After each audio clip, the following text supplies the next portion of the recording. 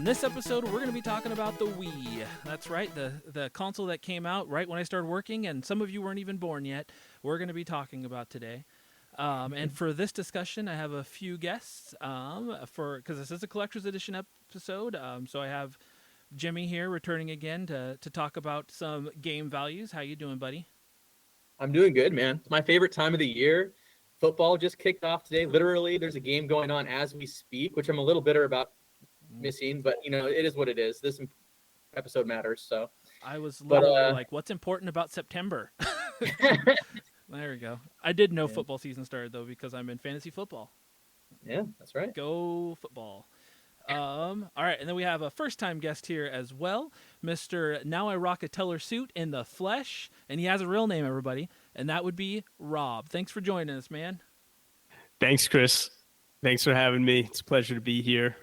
Good to see you guys. It's a pleasure to have you here. I appreciate you reached out. I think it was one of the times where I said, like, hey, if anybody wants to come on, just reach out to me, and you did, and I appreciate it, because I say that literally when I say if you want to come on, just reach out. So point in case. He reached out, and now here he is. So thank you for joining. So, yeah, my pleasure.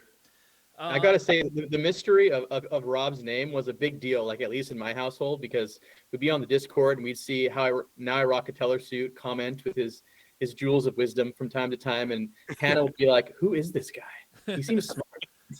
She's like, is it okay if I ask what his name is? And I'm like, I don't know, Hannah. Like, that seems like a privacy issue, like on the internet. I don't know. But when she found out it was Rob, she's like, oh, it's Rob. That's pretty cool. Yeah, I Chris, I don't know if you remember, but it was like leaps and bounds to get into the Discord. I like tried to join, the link was dead, and then I think I don't DM on Instagram often, but I messaged you. I was like, hey, I'd like to join the Discord. It seems like the link's not working. And then you gave me an updated link. And then, I broke into the inner circle and then really enjoyed the people there. And I'm there all the time and plan on staying unless you kick me out. Nah, you're too much fun to have around. You taught me that those Discord links expire. So you have to either create one that doesn't or update it regularly. So now because of that, it's fixed. But no, I was glad you reached out too. I definitely was a moment, because when I started the podcast, it was like, obviously you hope other people listen, but I was like, at least some of my friends will listen and we'll see how it goes. And then when you reached out, I was like, oh, this is a spam account. Nobody actually wants to join the Discord. And then I was like, oh, this is a real person. It's a real person I don't know listening to the podcast.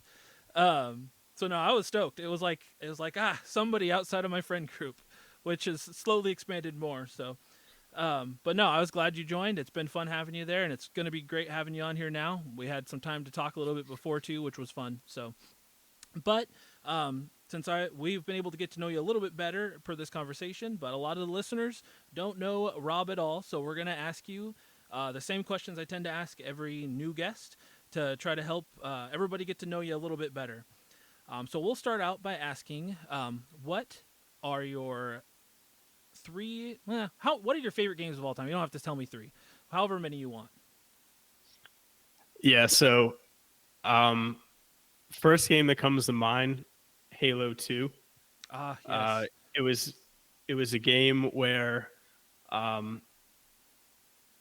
it was a game right when Xbox Live was taking off, and Halo 2, I guess, or Bungie or Microsoft, I don't know who's leading the way, but they like capitalized on it to really try to create an awesome multiplayer experience. And it was, if you go back in time to when that game came out on consoles, there really wasn't, it was like the first time you could play like an 8-on-8 type game.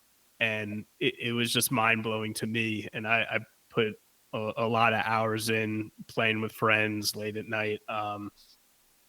And I always reminisce of those days. I saw a funny meme the other day where it was there was a guy, and then it just said, it was like a news story where the article said, like 40-year-old man still yearning for that high when he played Halo Capture the Flag with his friends like 25 years later. And I was like, Damn, I feel personally attacked. Um, so yeah, that and then when Master Chief Collection came out, I got some more reps in, and it was so much fun.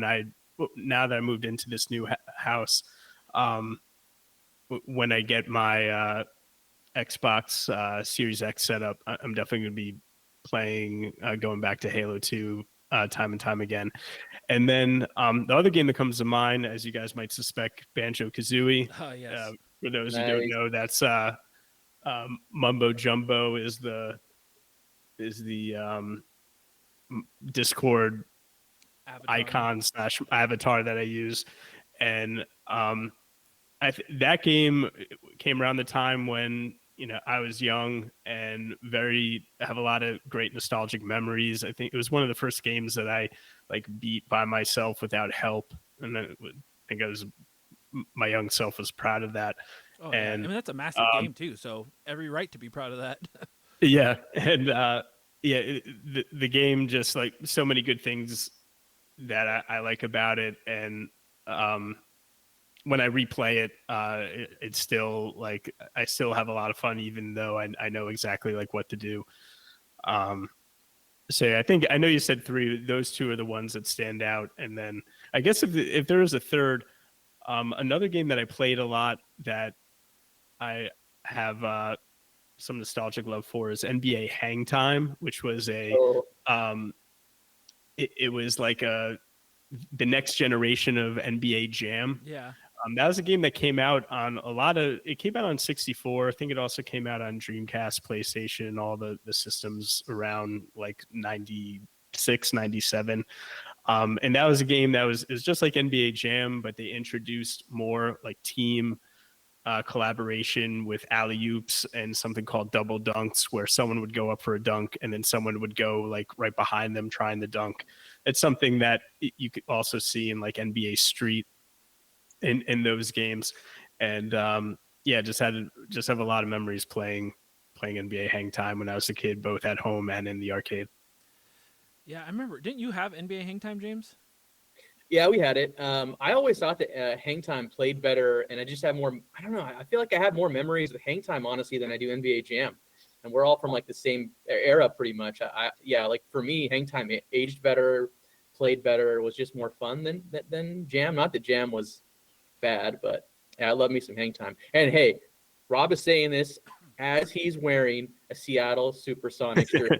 I'm not kidding. Yeah. He's wearing a Sonics jersey. James is Yeah, I lying. wanted to come correct today. Yeah. Make sure I was representing the state of Washington. Yeah. Yeah. Representing the Seattle area.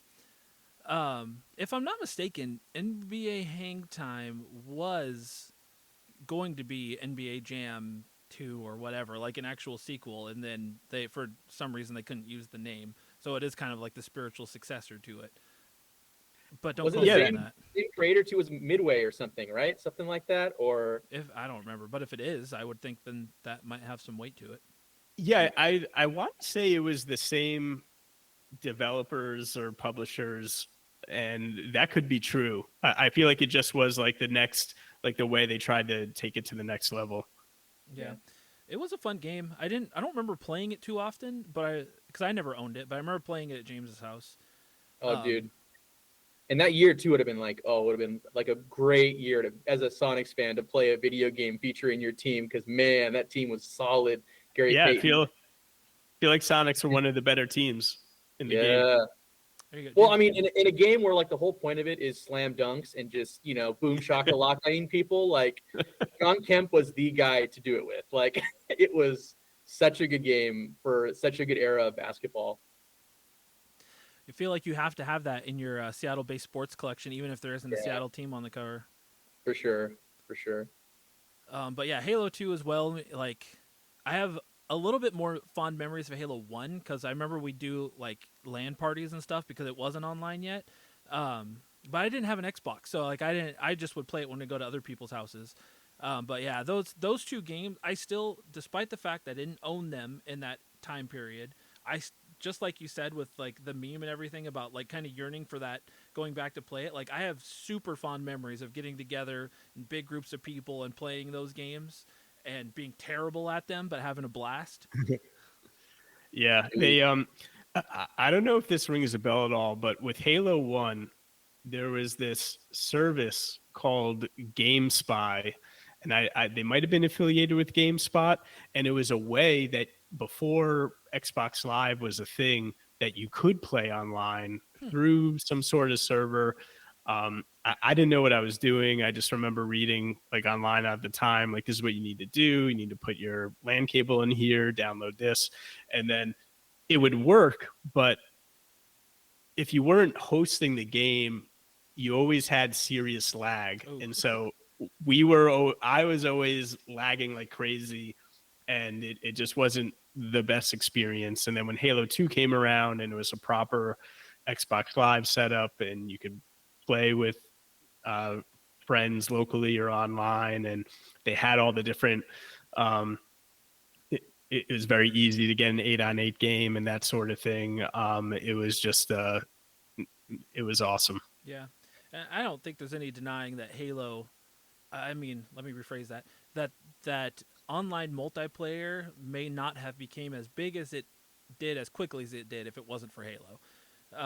Because it was like all of a sudden people on PC obviously did it, but like you mentioned, console Halo 2 was the game that really threw that into the next dimension. And yeah, Call of Duty later came around and expanded on it and probably made it even bigger. But I think without Halo 2, it might have taken a lot longer to get there. Like even with the 64 and GoldenEye, and then eventually Perfect Dark, which kind of like opened a lot of people's eyes to FPSs, I feel like Halo took it to a whole other level, man. It's like you said, like Halo 1 I had the most nostalgia for, but Halo 2 was incredible too. But like I remember the LAN parties, I remember it just felt like such an experience, even compared to the ones we'd already played on 64. Like I remember endless matches on Hang 'em High and Blood Gulch. Oh, yeah. Yeah. You remember those two maps specifically on Halo 1? I don't remember Yep. playing much else in those two maps. Yeah. Those are such good maps, man. Oh, And then Halo 2, did Halo 2 introduce, I'm trying to think what the actual sword. the proper name, the sword, yeah, the laser sword, like it's a lightsaber or something, but Yeah. Yeah, the sword, the dual wielding. I remember the trailer and the first time you could like GTA style like steal like a ghost from the Covenant. That was a big deal. Oh yeah. Get out of there. And yeah, Banjo Kazooie. I will say this: I loved Banjo Kazooie. I think I've mentioned it before. I have a little bit more fondness for Banjo Tooie just because I didn't own Kazooie, but I owned Tooie. It's a real weird sentence to say, but the games in general I really have a lot of fondness for, and I've known a lot of people who loved them over the years. But in a very short period of time, you have become the person that when Banjo Kazooie comes up, I think of Now I Rock a Teller Suit now, because you're probably the first person I've met that has outwardly poured their love out for it. And I put my little banjo doll that I had when I was a kid. I grabbed that. I tried to get it in the shot, and then I realized now it's not in the shot. Kazooie's backpack is kind of falling that's out. so cute. Yeah, that's like the official rare one from back in the day, right? Yeah, Love it. I had this when I was a kid, and I thought they were lost, but I went through some boxes that were in my mom's little storage or shed outside, and I had that one and the Mario one that I remembered having, but I also had Donkey Kong, all from that same series. I didn't remember having Donkey Kong. He's actually within reach. Good Nice. old DK. Okay, so for people listening, we are on camera, so the things I'm doing make a little bit more sense. Not a lot more sense, but a little bit more sense on camera. Anyway. Yeah, so why don't you tell us about your earliest gaming memory? Oh man, I got a couple that come to mind. One general theme was that my parents they tried their hardest to not have a console in their house when I was a kid. They saw it as it would like distract me away from academics and going outside, that sort of thing. And there was definitely, unfortunately, like a Streisand effect with that, where whenever I would go to my friends' houses, all I wanted to do is play video games if they had systems, because I never had the opportunity to. So one memory that comes to mind is playing Mortal Kombat 1 for Super Nintendo at a friend's house. And we were so young, we didn't know what we were doing. And all we would try to do is hit all the buttons to try to get a special move to happen. And you were considered a god if you figured out how to do Sub-Zero's freeze or teleport as Raiden, or if you got a fatality, that was a next level. yeah. And that was just really, like, it was at that time, it was really hard to just randomly come across it, but we had fun just trying to figure that out. I also had a memory when I was really young. When I would go to bed, my dad would play Doom, which he had on floppy disk, and he would play that, and I would sneak out because I would like hear the gunshots going off, and I'd want to see what's going on. I thought it was so cool, but my dad would get so angry if he caught me like snooping around. And in hindsight, I think he was just mad because he knew that my mom would yell at him if he saw me watching him play. So he was like, you're gonna make me look bad. Get out of here. You're gonna get me in trouble. Yeah. And then I eventually did get a Sega Genesis, and it was a Saturday ritual for me to play Sonic 2. I would wake up at super early on Saturdays, and I would play, and I would know the game by heart where all the extra lives were, but I would always lose at the very end to the final boss. And that game was just really hard. If you guys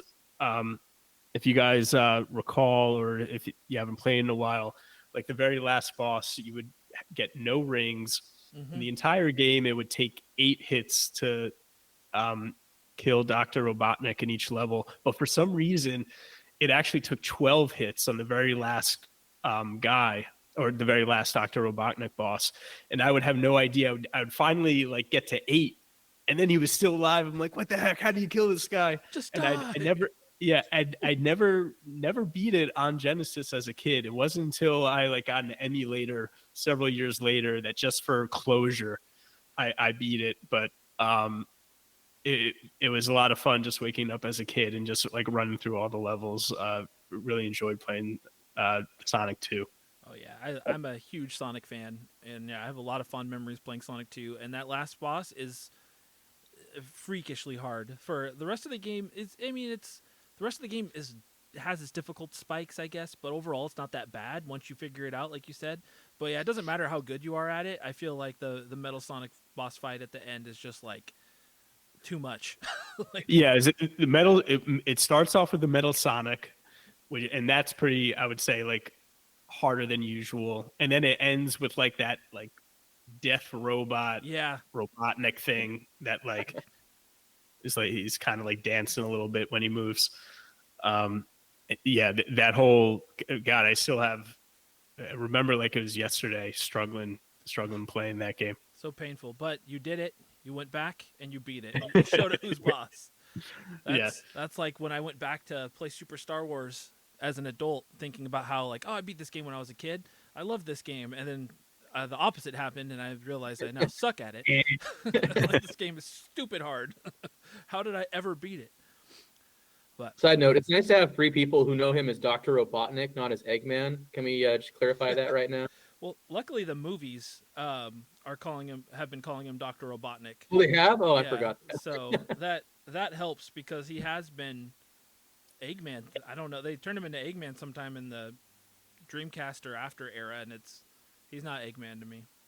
Yeah, and I didn't know if that was a Japanese thing, like if they were calling him, like if the translation was Eggman in Japan, and then in the US they tried to use Dr. Robotnik more. I'm not sure. That sounds like probably what it is, but Yeah, now I wanna look actually it don't up. know.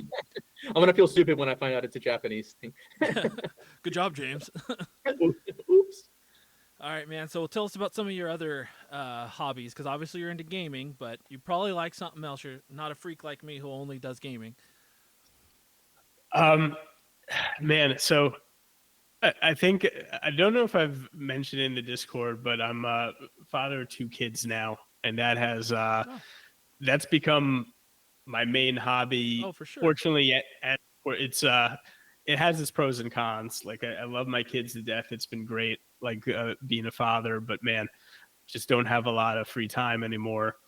But I'd say before kids were in the picture, I actually did Brazilian Jiu-Jitsu Oh for wow. 8 years. And I'd love to get back into it again when I get a chance, but I'm getting older. It takes a toll on your back and your body. So if I do get back into it, I'll definitely have to be cautious and not try to get thrown into the wolves and injure myself. But I like playing basketball. I like to try to all things fitness related, working out, running, that sort of thing.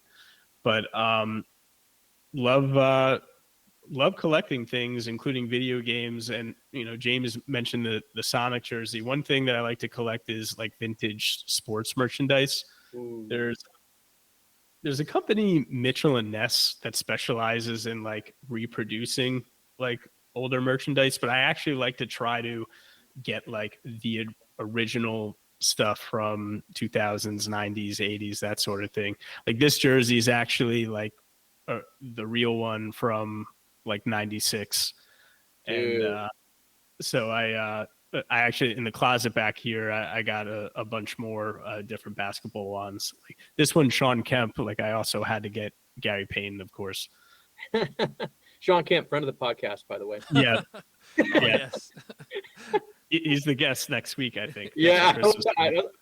hope he doesn't cancel. Oh man, no, he'll be here. He He keeps promised. canceling. He's closing his weed shop early to come on the podcast.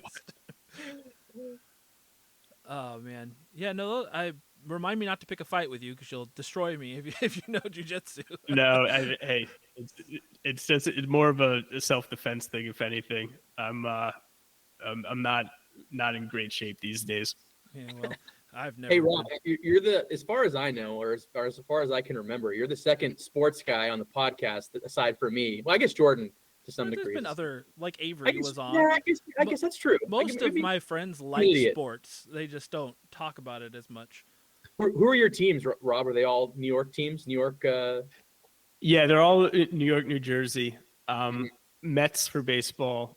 Nice.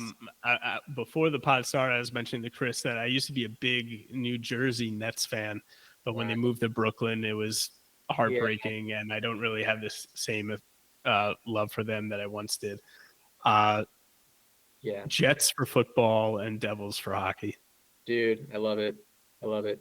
Yeah, hey, we can understand more than anyone what it feels like to lose a team that feels like it's yours, and then even Yeah, if it's across the river, I'm sure that feels like a massive betrayal, like it did to us.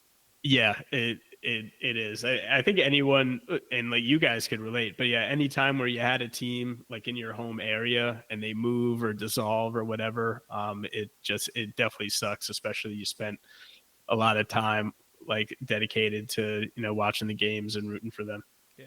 Dude, yeah, it's like losing a family member, right? So I try to tell people this, and they're like, "You're being melodramatic. You're being, like," and I'm just like, "You don't understand. You like so many memories with my dad and family, like highs and lows. Oh, for Literal sure. crying during the finals when Michael Jordan beat us. Like, you can't erase that, and it almost feels like it has been erased when something like that happens. It's terrible, dude. As somebody Yeah, who's lost a family member, losing the Sonics was harder. yeah. It's just funny. No, Yeah, it's so true though. Like I definitely have a lot of like I had memories when the Nets were good and they were in the finals in the early 2000s, and me and my dad going to one of the finals games. That was an experience I never forget, and it was I had so much fun, and it stinks that it stinks that they're in Brooklyn. Like for me to get over there from here, it actually is a pain in the neck. It would take like 60 to 90 minutes longer to get over to New York and get over to Brooklyn. So I don't really go these days. yeah. Well, dude, when the Sonics come back, and they are, you are welcome to jump on the bandwagon, man. Oh, hell yeah. Happy to have you, Sonics dude. fan. It's time. Let's go. And Let's you can come go. out here and go to a game, That's right, and we can all hang out with Sean Kemp. dude. I bet he would. He signed the back of my jersey. He seems super chill, honestly. I didn't know that. Yeah. He'll probably have his own press box over there and he'll invite Yeah. us. Oh, he Oh, yeah. deserves it, man. James, correct me if I'm wrong. Didn't we go to the last Sonic's home game? I don't believe so. Okay, I don't know where We that went, information in my we, head we came went from. during we went to a I think we went to a game or two during the last year when Kevin Durant was there. Yeah, I remember going because I remember somebody who was. This is where my no knowledge comes in. Somebody who Mhm. was important to like the Sonics past came out and gave a speech at the end about like let's do everything we can to not lose this team here and stuff. Like I very clearly remember that guy coming out and talking on the court, Oh but wow, I don't remember why. I just in my head I think I turned it into like your memory's a lot better than mine. It is possible. Like I feel like I'd remember that though if we were at the last game that was in it Seattle. might But not. like It very it well wouldn't wasn't the surprise last me. game, but We knew the year before too. After the team got sold, we knew that like the writing was on the wall that it was not going to go well. So like it might have been. I don't know. I don't want to talk about it anymore. They're coming back. here they come. All right. Well, we won't talk Sonics anymore. James is crying now. Ugh. Um, but no, thanks for answering those questions, man. Especially since I forgot to have you prepare for it, and he came prepared, just knowing that I asked that to new guests a lot, and I appreciated that because just before I was like, "Yeah, so how do you feel about answering some newbie questions?" No, but thank you, man. I No, my appreciate it. pleasure. All right, Yeah, my pleasure. so because it is a collector's edition episode, we are gonna roll into the one-ups and pickups. So why don't we start with James, and we're gonna go ahead instead of splitting it up, we're just gonna go through all of ours before we move on to the next person. So James will go through his pickups first. So it's going to feel like I'm rambling. I'm sure we're all going to feel this way, and I I ramble apologize all the time. in advance for that. I don't got a lot of pickups though. I have a couple though. So here's my first one. I picked it up at PAX West when I found out it was going to be on the list of restocked games at LRG. It is Alien Isolation, the Very collection nice. on Switch. Show you the Prepare to be back. scared. Look at that booty. The There we go. booty. So it's a horror action game. Needless to say, it is part of the Alien franchise from 2014, developed by a company I was not familiar with, Creative Assembly, who apparently at the time were better known for like their RTS games. We all know how I feel about RTS games, but by many accounts, it's a game that's done like an incredible job of capturing the look and feel of the original movies. I wouldn't know because I haven't played it yet. I'm going by secondhand accounts here, thirdhand accounts. Real quick, did you not play it at PAX that year it was there? No, I really wanted to, but the line was ridiculous. Wasn't there like they even had like an isolation chamber set up or something? Dude, it was so cool. I'm surprised you didn't play it. So I remember seeing it, but I didn't play it at the time. For reference, Rob, and anybody listening that isn't familiar with it, they had an isolation chamber that was shaped like an alien egg. So you would go in there and they'd close out all the noise and everything, and they had a surround sound built into this thing, and it was just you playing the game in this like noise deprivation chamber. It was crazy. And if you beat the demo, you got I've watched the movies, but I'm not like super familiar with a lot of it. But you got a jacket that was maybe based off like the Marine or something, one of the Marines or something like that. But no, like, so I remember I got in there and I played it and did not beat the demo. I did not get that jacket, but it was an experience, and it is terrifying. I mean, I'm sure the game's terrifying enough on its own, but in that chamber where you could hear it scurrying around, it was scary. But yeah, it was a cool experience. It has a reputation for being like quite an experience, this game. Sorry, James. I was going to say, from what I hear, it's actually like one of the scariest video game experiences out there. Like it's known for really being scary, and for that reason, I'm probably not going to play it because I'm a wuss when it comes to scary movies or scary video games. But it's one of the games also from LRG that seems to be sought after. It seems like a lot of people were clamoring for it after the pre-order window ended, and people were like, "Oh, I got to get my hands on this." So that's a good pickup right there. Yeah, I'm really excited about it. Like I said, it really, from everyone I've talked to that actually like loves the movies and the franchise, it says it captures the feel and the look of the movies. Like in many cases, better than the movies themselves. Like there's a lot of people that think it's better than the majority of the of the Alien movies that exist. Aside from the classics, which tends to be like 1 and 2. Or the new one that came out, which I hear is fantastic. Is really good. Yeah. So have you guys watched? This is just getting slightly off topic, but on the topic of aliens, have you guys watched the movies, like especially like the old four? Mhm. I have not, but I do know that the I think the original one, the first and the second ones are like some of the best movies ever made, and maybe uh Truth. uh friend of the Discord sorry if I'm getting his name wrong, the big movie buff Oh, Volnick. Nick, yeah. Yeah, he could validate that.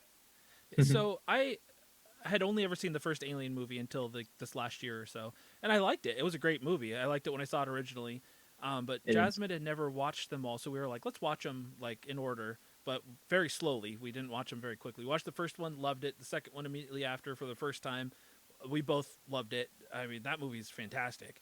Then we watched the third one maybe a couple months later, and that movie's hot trash. Like if people like it, I apologize, but I was like, I could find nothing redeeming about it personally. I just did not like that movie, and I'm about Not. the easiest person in the world to entertain. Um, but I will say, we just watched the fourth one finally, because after the third one, we were like, I don't know, we just kind of lost interest a little bit. But we watched the fourth one, which was Resurrection. We just watched it this last week, and I really liked it. It had like that '90s cheesiness. You know, like every action movie in the '90s was a little over the top. Mhm. But I don't know. I actually liked it. I don't know. I'll leave it at that. But it was way better than I expected after how much I didn't like the third one. Yeah, no, I agree wholeheartedly on the ones you've watched. But like, I even was able to get Hannah to watch the first one the other day because I just heard people talking about the new movie and I love the first one and I was like, I wanted to watch it again. And I feel like that's like peak like science fiction years. It was 1979, so you had like Star Wars and that and ET and like just all kinds of bangers that came out like in like a 4 or 5 year stretch, you know, like. But I was like, Hannah, watch this. It's like technically horror, but it's this one at least is more like thriller. Like at the end of this movie, tell me that this is scarier than I Am Legend, and I won't believe you. And at the end of the movie, she's like, that was good, but she's like, you're right, that was not scarier than I Am Legend. And I was like, I told you. So, but anyways, like Digital Foundry even revealed that this game had better image quality, the Switch version, than both the Xbox One version and the PS4 version. Uh, Wow. Apparently, owing to anti-aliasing and adaptive sharpening, which are development techniques that I obviously know nothing about, but but I guess the long and short of it is that it has lower resolution, but these like development techniques made it so they look cleaner, crisper, sharper than even the PS4 and the Xbox One version. So for a lot of people, they view this as the definitive version of the game. And like you said, one of the scariest and most, I guess, authentic alien experiences in video games. And so to have it like, portable, mobile, to be able to take anywhere is really cool. Yeah, I had So I'm no really idea it excited. was Yeah. considered the best version. And I came to like Alien in reverse. Like I love Metroid. It's one of my favorite properties. Certainly one of my favorite, if not my favorite, video game franchises. And Alien, as we've talked about in this podcast before, and Spy was a big inspiration of Metroid. And so I kind of was exposed to Alien after the fact because I love Metroid in the first place. And so, like, to me, getting the definitive Alien experience as a video game is kind of like getting another Metroid game, if that makes any sense at all. I probably not. I get the But logic. it's a little bit of a stretch, but like, yeah, like for me, it feels a little poetic to have this game. And like, I was surprised when I saw they were going to restock it on that list at PAX West because I was like, it's been sold out for a while. Mhm. And it's not like a really super high price or anything. I think you can probably get it for 60 or 70, like on eBay, maybe a little bit more, but like to get it for 40 was pretty cool. And I'm excited to play it. So Yeah. that was a lot of Alien talk. That's all right. It's a good thing. People have Alien on the mind right now. Yeah, that's fair. So this next one's a short one. It is Radiant Silver Gun, Nice. another LRG pickup, rated teen. Here's the backside. Check out that booty. Thank you for the rating. Now, why is it rated teen, James? According to this, fantasy violence, mild blood, partial nudity. Oh my god. This is a shoot 'em up. Where's the nudity come in? I don't know, man. What are you Probably- even playing now? It's probably just a butt. I don't know. Fan Anyway, service. everyone knows that listens to this podcast that I have at least mild to major interest in shoot 'em ups, shmups, as we call them. And if you look up a list, I think they do an annual list of the best shmups of all time. This little, I don't know what the website is, but I look it up every year to see what ranks where and who voted what. And Radiant Silvergun is almost always in the top 10. Usually you'll find it around like 4 to 6 or 4 to 7.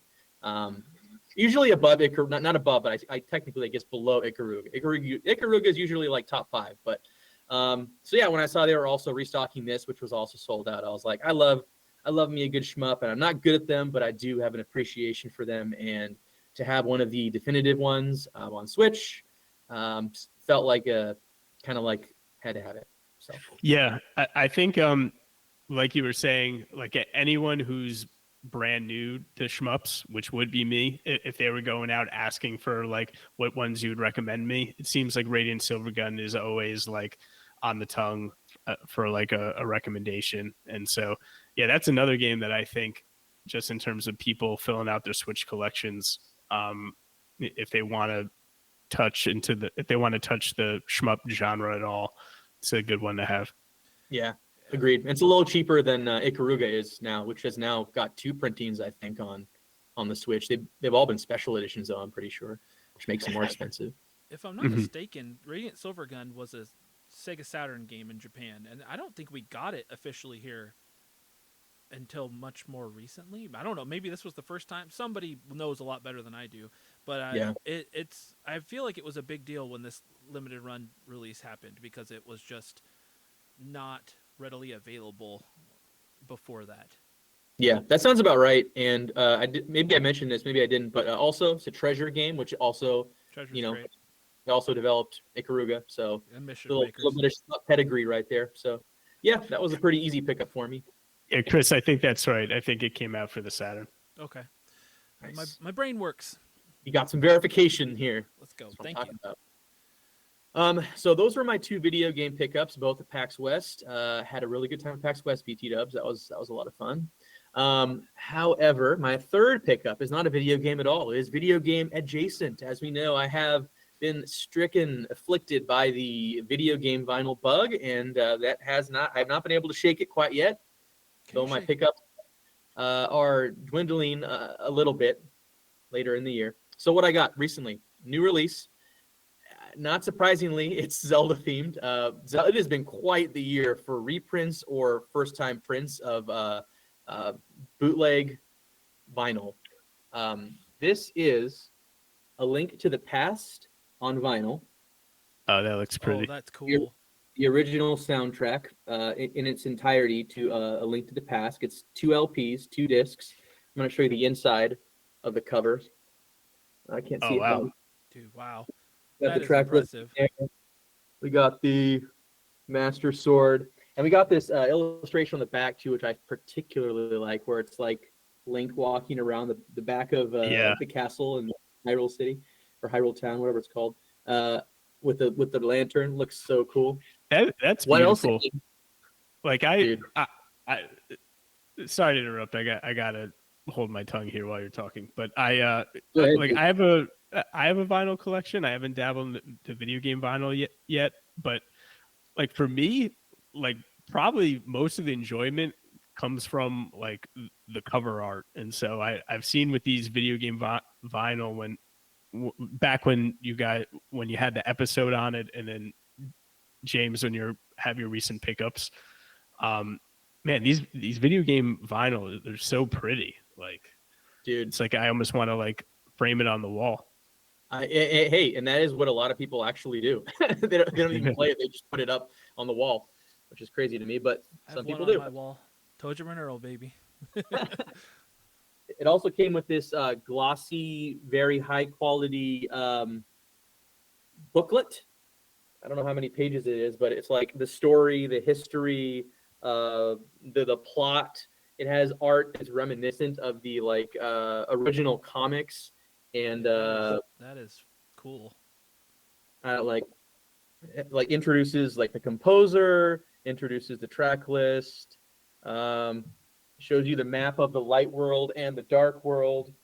So this is a bootleg release that like just the people who are very passionate, like they include that as like one of the inserts along with the records. Yep, Wow. exactly. It's Dude, amazing yeah. how much time they put into this stuff, man. Dude, check out this art right here, dude. That opening scene where you come in and find your uncle. Yeah, that is cool. That was the Dude, first time, my memory of that. That was the first time I'd ever experienced something like dark and like negative or sad in a game, like because up to that point, like hadn't played anything dark, so like you seeing somebody like die on screen was like almost a bit traumatic. Like you're like, what's happening? dude, I feel like it. Well, I mean, there's a couple Zelda games I can think of, but I feel like that's near the tippy top of like games that set Zelda games that set an incredible tone, like right off the bat. Like you're in the rain and you're like, where's my uncle? I'm waking up in my house alone, and the music and just the vibe, dude. Oh Mhm. man, can't shake that one. Oh, and also this is what one of the discs looks like. It's a nice green and purplish pinwheel design. Two of these puppies right Oh here. wow, Oh, that's cool. Teenage Mutant Yeah. Ninja Turtles, baby. man! If I'm Nintendo, I just hire these guys to do the official release. I Yeah. know, right? There's such a market. Unfortunately, knowing Nintendo, if they found out about this would be shut down big time immediately. Cease and But desist. yeah. So those are my pickups. Not many, but the ones I do have, I'm very excited about. Yeah, So all good stuff. And it's always fun to see these new vinyls now. yeah, dude, It's like an art show and tell. So it is. you'll have to give me photos to add to the Instagram post and stuff when I. Oh, I will. All right, Rob, why don't you tell us some of your pickups? Yeah, sure. Um, so first off, I have a couple Xbox games. One thing that I'm passively collecting is sixth gen Xbox sports games. Similar to my love for NBA Hang Time. Around this era was like for me, I was in like middle school, high school. It was peak going to your friend's house and some of these sports games, not necessarily like the simulations like Madden and 2K, but like the arcadey ones were just a lot of fun to play, and been trying to pick some of those up. And so I have NFL Blitz 2002 and 2003. Oh, wow. This 2002 has Raiders Rod Woodson on the cover. 2003 Giants Michael Strahan. And the funny thing about having both of these is I'm pretty sure like the gameplay probably doesn't really change that much. It was around this time Midway was, I think, getting a little bit lazy with like trying to make new enhancements. It really might just be like a roster change, but figure out someday I'll get around to checking them out, seeing if there are any differences. And NFL Blitz is another franchise that had so much fun playing, and would even play to this day if it was if it had like a popular following. I know Arcade One Up, that arcade, like the ones that make like the I guess family friendly arcade machines today. They recently came out with like an NFL Blitz, and with that comes with online play. I'm not sure Oh, how popular that is, that's but kind of cool though. I didn't know they did any added features on those machines. yeah, So, yeah. I haven't picked one of those up yet because they're on the pricey side, hmm and I'm afraid you get something that takes up a lot of space like that. I need to make sure that I wouldn't get tired of it after like 2 weeks. yeah, So I've seen a couple that I like. The X-Men one has crossed my mind to pick up a few times, but I struggle because I'm always like, why would I pay like $400 or $500 for this? Plus, you have to buy the riser. Plus, if you might want to buy the seat or something to make it complete. And well, I'm like, I feel like I should just take that money and put it towards a real arcade machine.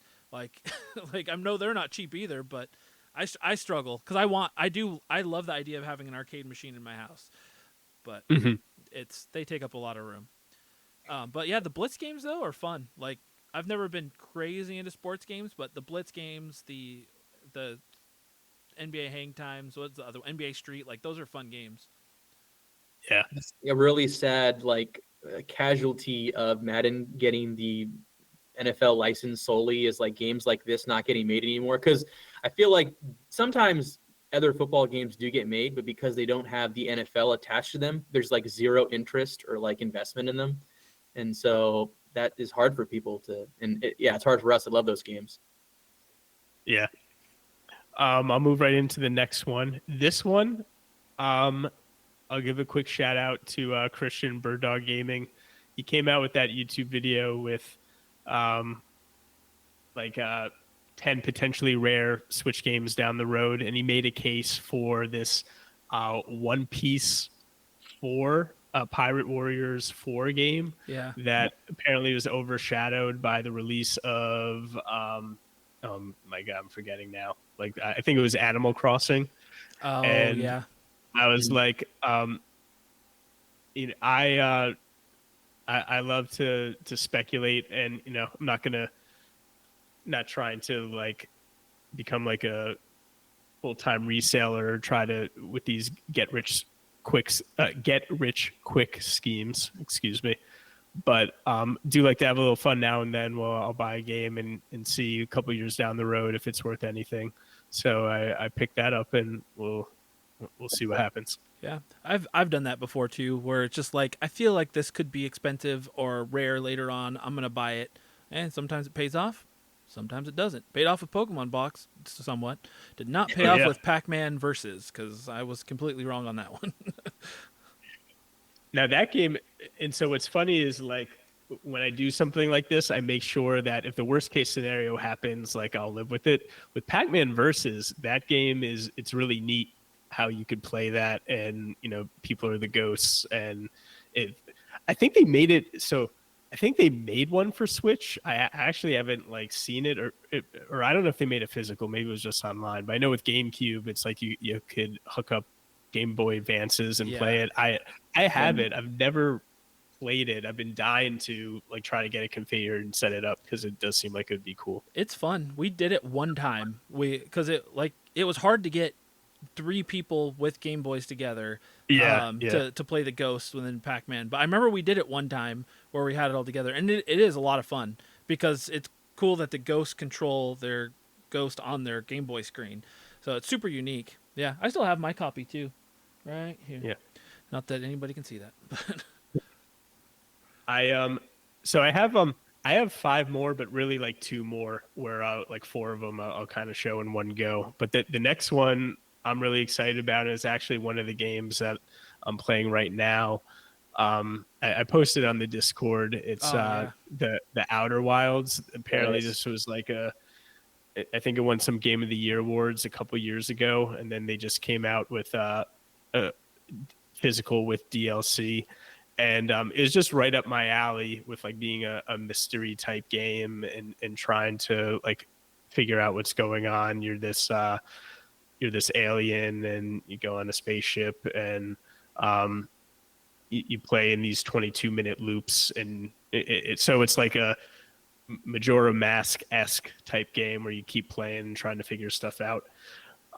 Little controversy with this game, I don't know if you guys saw, was that it also came out for PS5, but there's a manufacturing blunder, and they did not put the DLC on the PS5 game. ooh, And they're trying to remedy it right now by just providing a voucher for the DLC. But people are like, hey, the whole reason why I bought the physical is to have it, preserved on the physical copy. Yeah. So I don't know what's going to happen with that, but it seems like it was a major oversight. yeah. I don't know how you press the discs without having double checked that everything was good. Yeah. That's wild, but that's a game I knew next to nothing about, but I've heard about it a couple times recently. I think one because you posted it, and is it like a Metroidvania style game? Like in a way where you have to like revisit areas. Yeah, like a platformer revisiting areas type stuff. Yeah, I played a little of it, and from what I understand is there's like you'll access some planets, but you might not be able to do anything with what you're seeing, and you might need to revisit it after you've done something else to progress onward. Okay. But it's very right now, like it's very easy to like crash your ship and die, and so I'm right now I'm still at that stage where I like don't know how to fly this thing, and I keep just crashing left and right. That's where I'm at. I'm gonna have to check it out because I love that style of gameplay. It sounds a little bit roguelite-y too. So Yeah, no, I'm glad you brought it up again because I meant to write it down to put it on my list of games to check out. Yeah, it just seem the feedback I'm seeing is just very, very like creative and unique, and so I'm always a fan of games that have done something that may not have been done before. Agreed. And then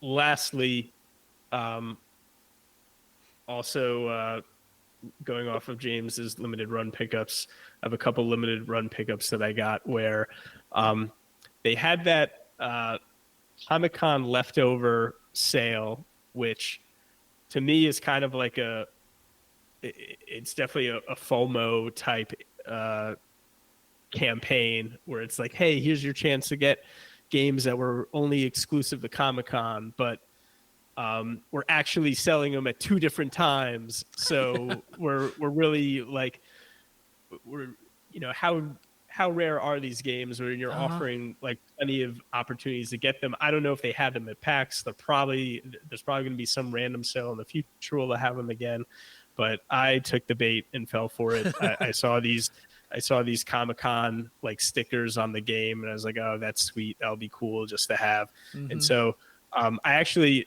had the original, like the regular Rocket Knight, and then of course I got caught double dipping with this campaign here. um, so I think this actually I'll open this one, hold on to this one, Yeah, and why then not? um, what was weird was they did something similar with Persona 4. You can't really see it on the camera here, but they came out with this like shinier like wrapper version. Otherwise, the game is really the same. Um, Actually, this one I couldn't even tell. This one's the shiny version. There is no Comic Con sticker in this one. They did number these out of 2050, if that's Interesting. coming up on the Yeah. screen. So that was Again, it's 137. yeah, it's something that I will just hold on to. If it goes up in value, great. If not, I'm cool with it. And then yeah, and this, you know, judge me if you want, guys, but I'm going to be playing this on Xbox. So I Let's actually go. got the Xbox version to play. I figured the Switch games might be some good trade bait down the road, or Oh, be for able sure. to sell it at some point. I No think judgment here, man. I think we I'm talked out. about it before too. I feel like going for JRPGs on Xbox would be a really cool set because it has to be the console where the least people are going for JRPGs on. It Yeah. because most of the people who play JRPGs don't buy an Xbox because they aren't known for it. So like I feel like it'd be a really cool set. And I love my PlayStation, but I love the green cases. Like Yeah. I'm a big fan of it. Makes a lot of cover art look better. Sometimes PlayStation the blue looks better, but something about that green pops a lot of the time. Hmm. And if like for the purposes of collecting, if you're going purely just by the numbers, like needless to say, Xbox has the lowest prints of any of these games, right? Because just lower demand, and so it's could be in that way more collectible by default because there's just less copies of it. Yeah, it's certainly possible. And I think I should have mentioned for the listeners, because I'm doing all these like showing to the camera, but I had three copies of Persona 4, like the standard Switch, the Comic Con variant Switch, and then the standard Xbox. That's the one that I'm actually going to open and play. And just goes back to me like loving to speculate and just having a gut feeling that um, the Persona franchise and like Switch games just seem to be in higher demand right now. So I Mm-hmm. I think I can um, and the other thing that I like to do is I actually like if I have a friend who really wants this game, like I'm actually happier like selling it to them for retail price than making a profit. So it's just nice to have some of these extra games on hand to help somebody out if there's an opportunity to. Yeah, that's nice of you. Because a lot of times people miss those kinds of sales. Because one, you can't, not everybody can make it to Comic Con, and two, when they do sales at those stupid times like that, it's real hard to remember or to be on at the right time before they sell out, just too quickly. Yeah. Yeah. So, all right, that was it for your pickups. Yeah. All right, so I'll do a couple of mine. So I did do a YouTube video of my pickups for July and August. So if you want to see like the too many pickups that I did, you can watch that video on YouTube. But I brought some of them to show on here, and then have a couple of new ones too that I didn't have for the video. But so a couple weeks ago, Best Buy was doing $10 like sales every day, and one of them was Sonic Superstars, which was a great deal. I bought that, but I gave it to my nephew because I abhor that game. Um, and then the next day was fitness boxing, Fist of the North Star. Oh, so jelly. Did I you want not? it. I You didn't want get that. it? No, you guys gave me a heads up, and some guys on the Bird Dog Discord gave me a heads up, but that flew off the shelves. That sold out so Oh, quickly, and I wasn't in like Best Buy listen new game mode where like if I happen to be up around that time, I'd be checking it out. But I'll get my hands on it at some point. But well, I'm man, glad I I'm feel glad bad. I you were didn't know able to you get didn't get it. I wish I would have just bought two. I mean, at $10, it's so cheap. But I just was like, well, why not?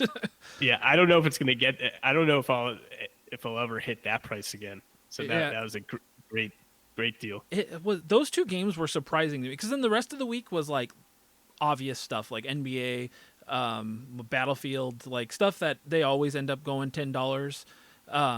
But it started with Sonic and then this, and that felt like two Switch games and two. I mean, this is especially kind of uncommon. Like I don't know, it was very odd, but yeah, no, I thought it was cool. What has it gone up to in value? What has it gone up to I mean, by this now? just You got released, 10. but I don't. Okay. It might still be low right now just because a lot of people scored one from the sale. But it's definitely gonna. I think it'll definitely revert back to at least the retail price at some point, or it'll be worth like 30-40 bucks or whatever it is. And then, I always joke about these fitness boxing games with like the licensing issues that they have to get delisted. So there's a Yeah. possibility that they'll go up in price. So I always like to, I'm like for fun, I'm trying to collect all the fitness boxing games on Switch to say, oh, like, forget Persona, forget Zelda. Like this is the Switch set that you want right here. This is life. He'll be retiring early in Hawaii in a few years. Yeah. All right, and then this was a pickup I got off of eBay, and that was Blast Corps for the 64.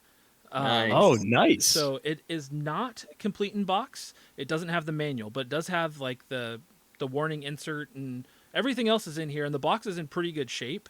There's like no real notable dings or anything. A couple of little creases. The thing that was crazy about this to me is somebody listed. So I was on eBay. It was late, and I was just a couple times a day. I'll look at just generic like video games. I'll type that in, and then look at stuff that's been listed. And somebody listed Earthworm Jim 3D for the 64, and it was complete in box. And they listed it with like a cheap like starting bid and $85 buy it now. And I was like, that's really cheap for that game because I was like, I think that's like a $200-300 game. And sure enough, I looked at it is, and I was like, I like Earthworm Jim, like that's a good price. But I wanted to verify that it was real because I was like, I don't know enough about it to like look at a glance and make sure everything looks legit because I didn't open the cartridge or anything. But so I looked it over, I compared it with photos I found online. I'm like, everything says this looks real. I'm going to take my chance. And just as I went to hit buy it now, somebody bid on it, which I thought was really weird. Like, why not just buy it now? Like, because then I watched it after that and it ended up selling for like $200. Like, I'm like, what an idiot. Dang. Like, why didn't they just buy it?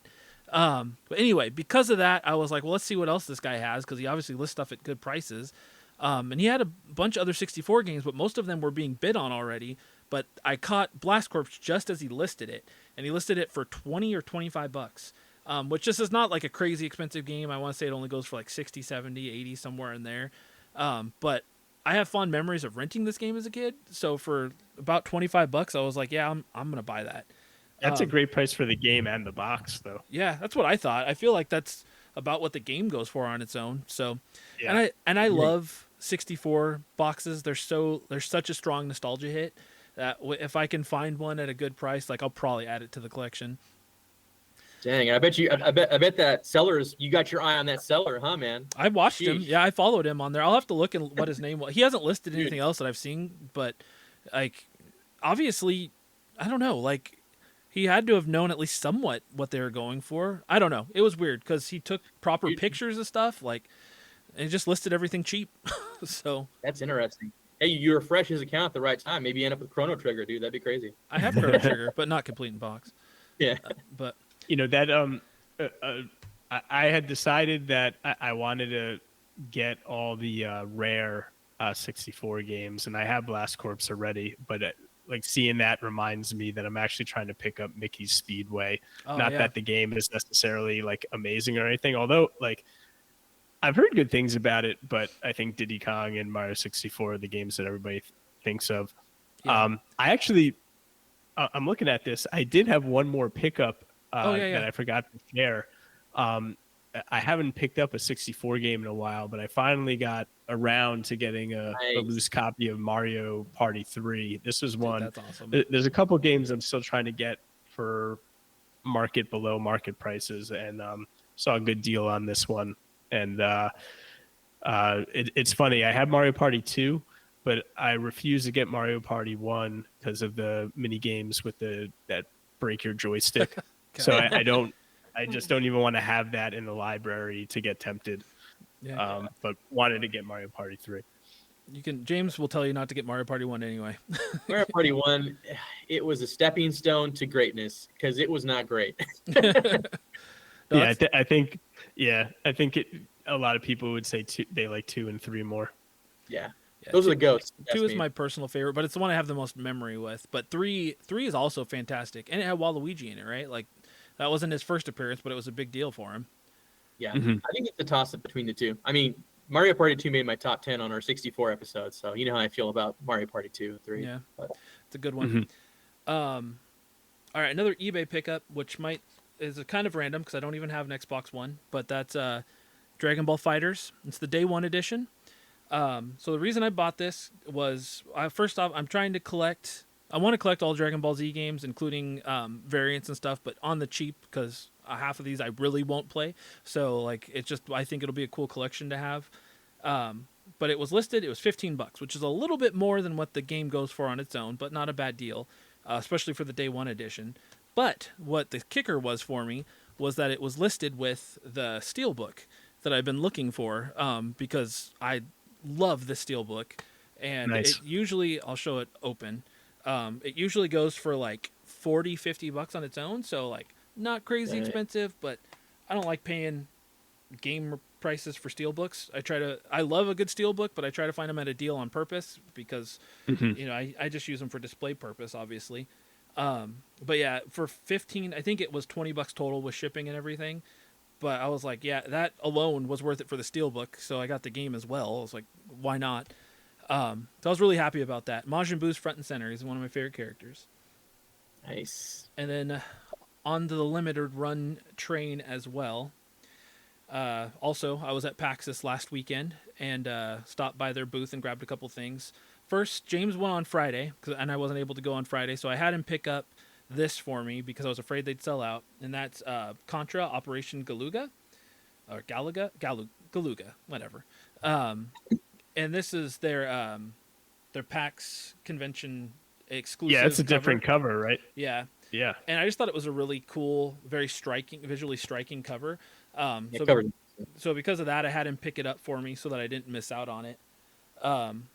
I have it in a protective case right now. I haven't decided for sure if I'm going to open it or not. Maybe just get it digitally, and just keep it as a display piece because I really liked the art on it a lot. Because just being a convention exclusive isn't enough reason for me to buy it. I either A, have to really want the game, or B, like if it's an exclusive cover like this, have to feel like it's worth it because of that.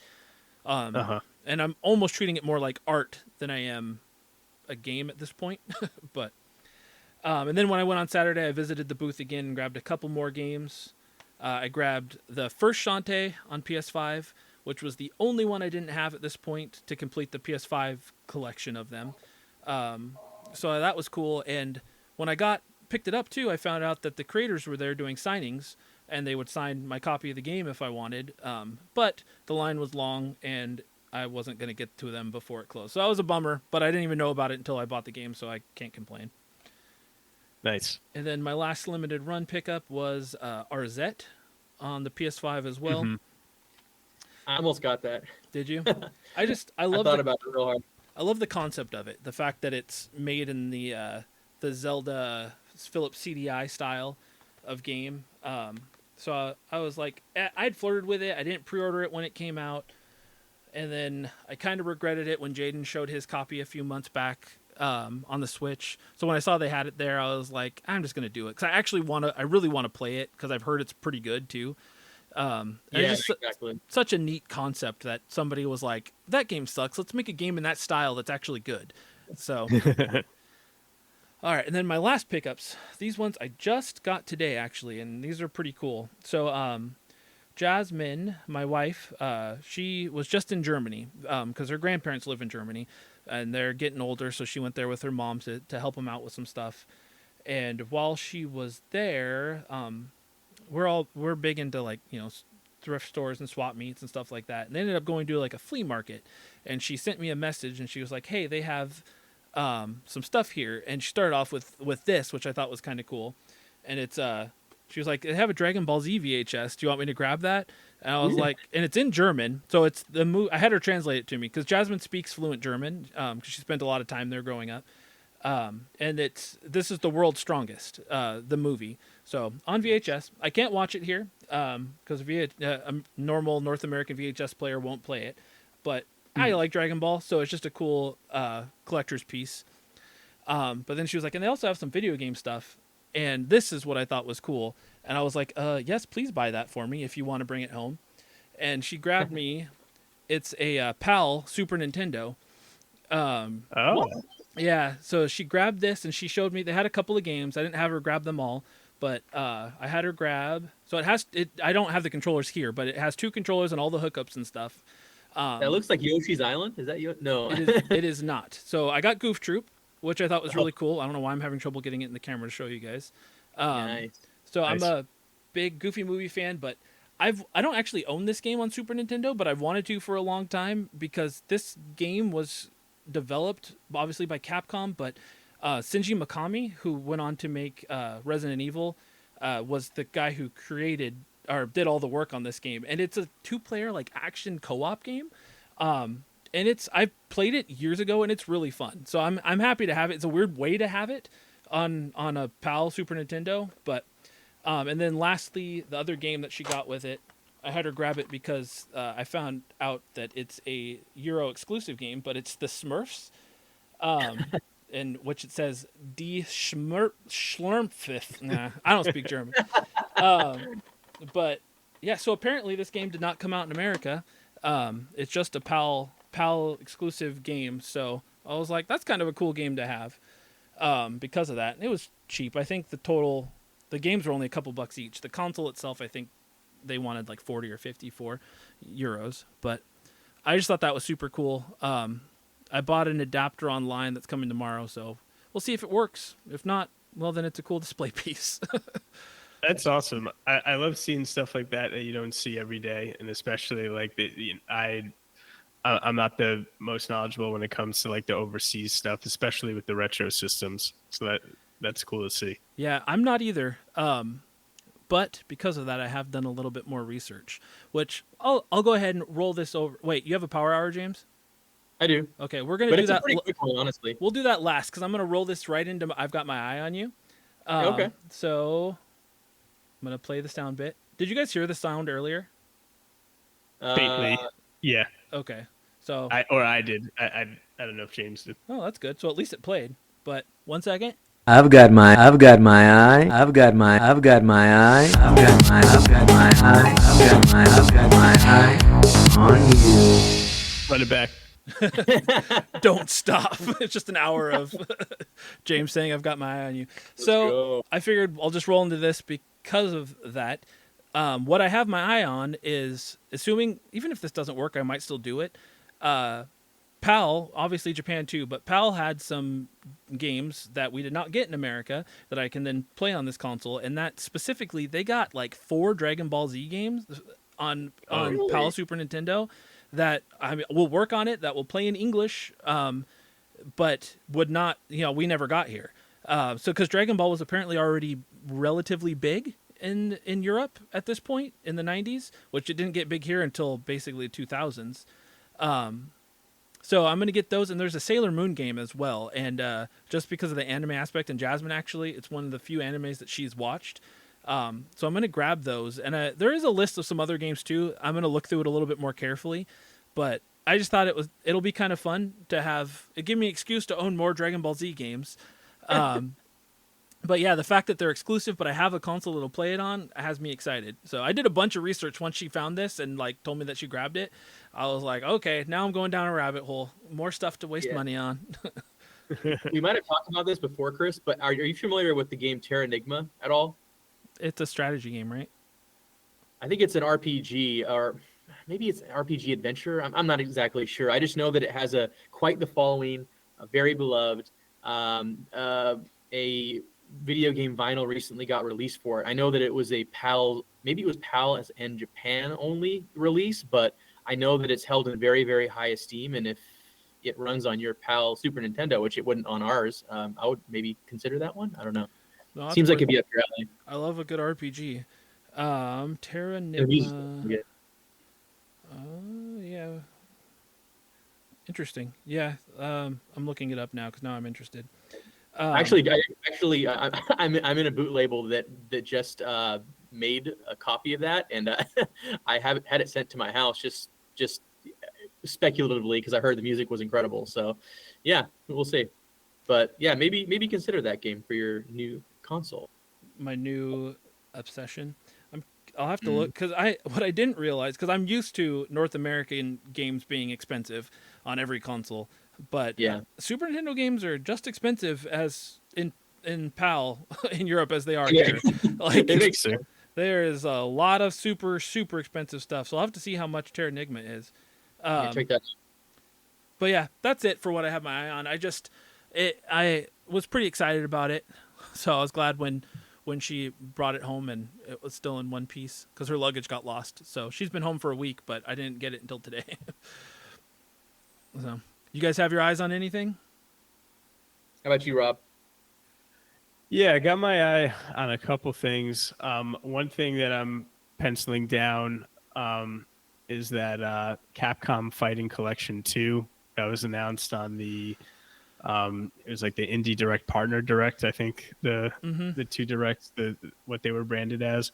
And I don't have a Dreamcast, and at this point I probably don't see myself like picking one up and picking up some games just because it would just be a big undertaking. And so the fact that collection seemed like they almost tried to like to me, it was like should have been a much bigger deal than like it actually was when they were just like quickly announcing the games. But for that to come out, for that to have Power Stone 2, and Project Justice, that's like $300 to $500 worth of like games in Dreamcast games, like market value wise, that they're just gonna be able to put on a Switch collection or hopefully Xbox. And so yeah, that's great news for those who've wanted to try those games that haven't been able to without emulation. Dude, such a good deal, or like such a good pack. I was shocked when I saw Power Stone in that because first off, Power Stone 1 and 2 are a blast. Like they're great party games. And I mean they're kind of Smash Brothers-esque in the fact that it's like they're not at all actually, but that's what they were closest compared to when they came out. But they're a little bit more easy to pick up and play, and they're just a lot of fun. And yeah, Power Stone 2 alone is like $200 or more. So yeah, I'm gonna buy it because I love those games. So, and it's got online play too, so why not? Yeah. Another one I'm looking out for, and this actually is relevant to what James was saying before when EA Sports got the football franchise. And oh, sorry guys, my computer, I just got a heads up that my computer is gonna die. Oh no, do your thing. Take care of it, man. Worse than that. Oh crap, where is I cannot find Terranigma on here. There it is. Found it. Yeah, okay. I was like, apparently it's a big deal from what I've heard. It's $250 complete, $40 for just the cart. So, I mean, oh wow, it's The not cart's cheap, doable. but the cart's much more feasible. I'll have to keep my eye out for it when we go to Portland at the end of the month. Yeah. Yeah. I mean, I wonder what the odds are of getting PAL versions of games at Portland Retro Game Con. I wonder. That's the place to get a lot of that stuff because it's not as sought at game conventions because it's not as sought after, so they're more likely to let it go a little cheaper too. So yeah, I was saying what James was saying earlier about EA Sports getting the exclusive NFL licensing that any football games like made beyond that point like couldn't use like NFL team or player likenesses. Blitz the League 2 for Xbox 360. I think you guys touched upon it on the 360 episode. That's a game that I want also as part of my like yearning for like the older generation of like fun arcadey sports games. But that shot up with the 360 store closing wave, and it's probably not coming down anytime soon.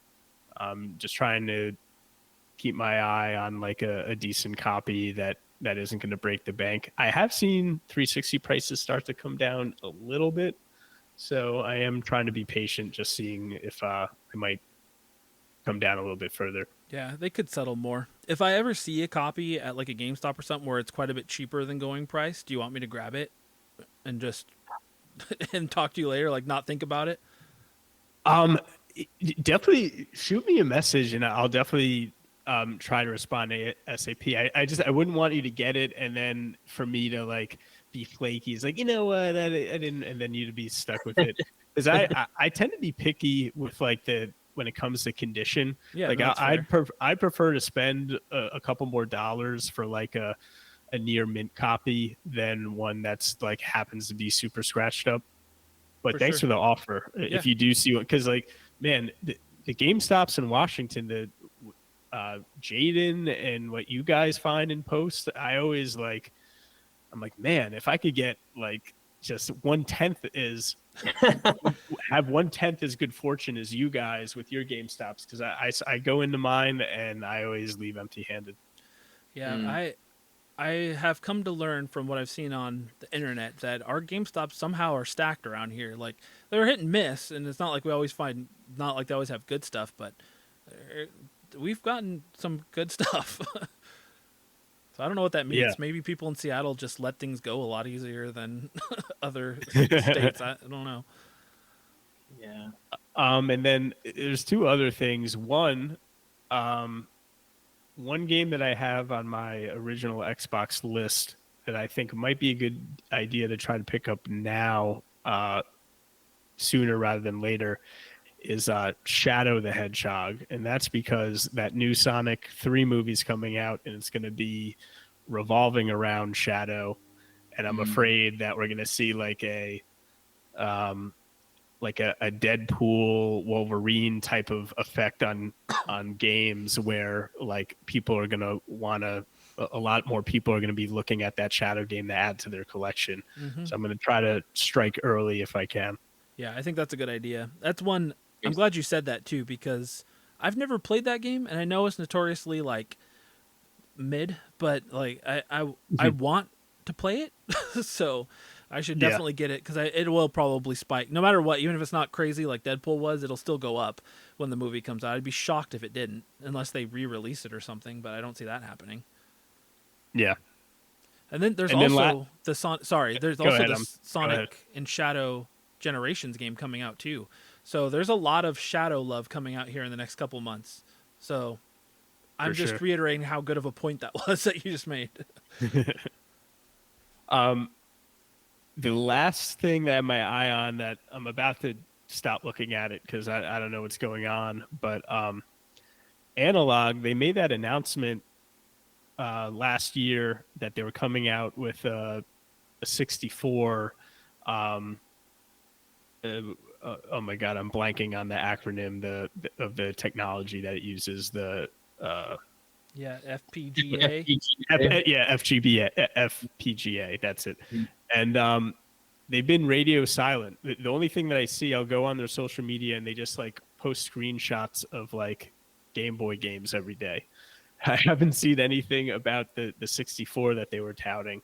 They still have the website up that says like sign up for the newsletter for any new announcements, but that's something that I actually, if it looks as good as any of the Game Boy handhelds and the Turbo Duo, any of the stuff they've come out with already, I definitely would be willing to pony up and get the 64 FPGA console that they're going to come out with. But I don't know what's going on. They haven't said anything since that announcement.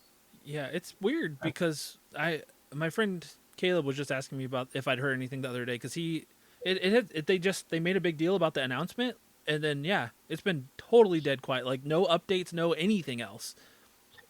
James, don't you have the Super Nintendo one? Yeah, the Super NT. I love it, man. It's really good.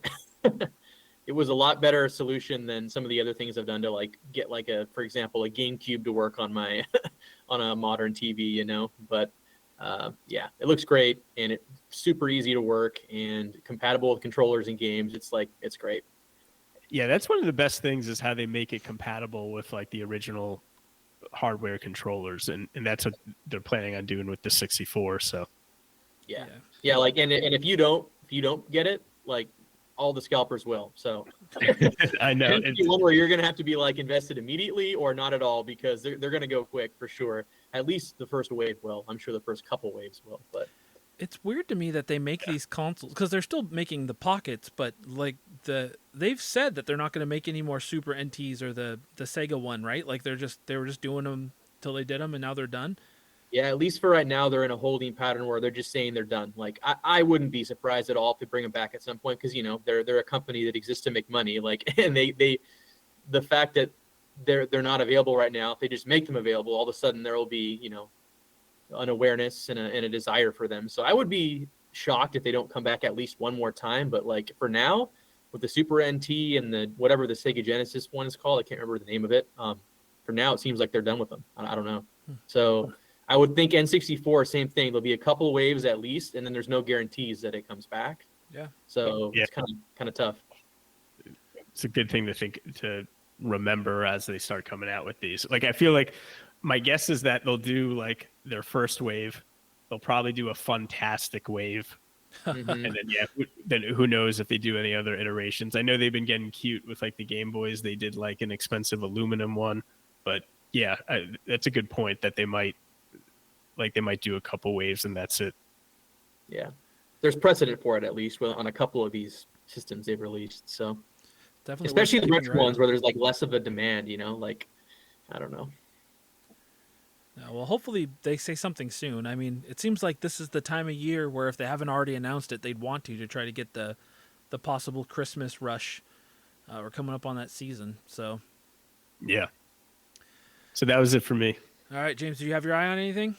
I don't got much to say other than Portland Retro Game Con coming up soon. So I got my eyes on some of the same stuff I had my eyes on last year. Like I want to get a CIB version of Pokemon Red and by extension Pokemon Crystal.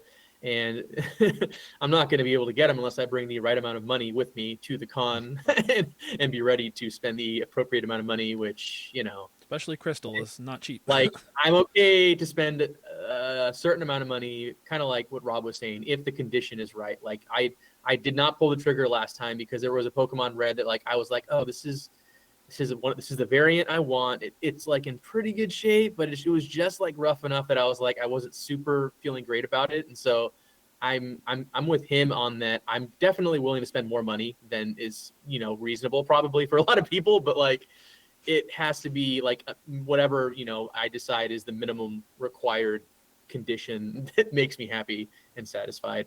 Other than that, I got to say, since you're here, Rob, you've made me a lot more aware of the fact that there's a lot of like Switch games in general that get released, with like DLC and everything in their complete on release, Like I think I shared recently that there's a Pokemon Scarlet with the DLC. It just came out recently that there is now, it was thought that every version of Pokemon Scarlet and Violet plus DLC you had to it came with like a download code. You had to like download it after the fact. But there are versions that are available now that are in circulation that are complete on the cartridge. They don't Yeah. require a download. And I don't saw. know, I heard about that. yeah, and so I don't know. Like I think I saw Best Buy was where allegedly some of these were spotted, or at least like the origin point of some of these copies. Like, but like that's a really hard one. That's a tough pill to swallow because if you buy them full price right now, they're like $85-$90 or something like that. And like if I get that and it's not the the complete intact one, that's a not great feeling. even though it's Pokemon and I'll be happy to have it, it's just like I don't know, but like I do have my eye on some of those too, the Pokemon games specifically that are intact and complete on the cartridge. I don't know what the trick is going to be to find one, but I do got my eye on one of those or both of them because there'll be two, right?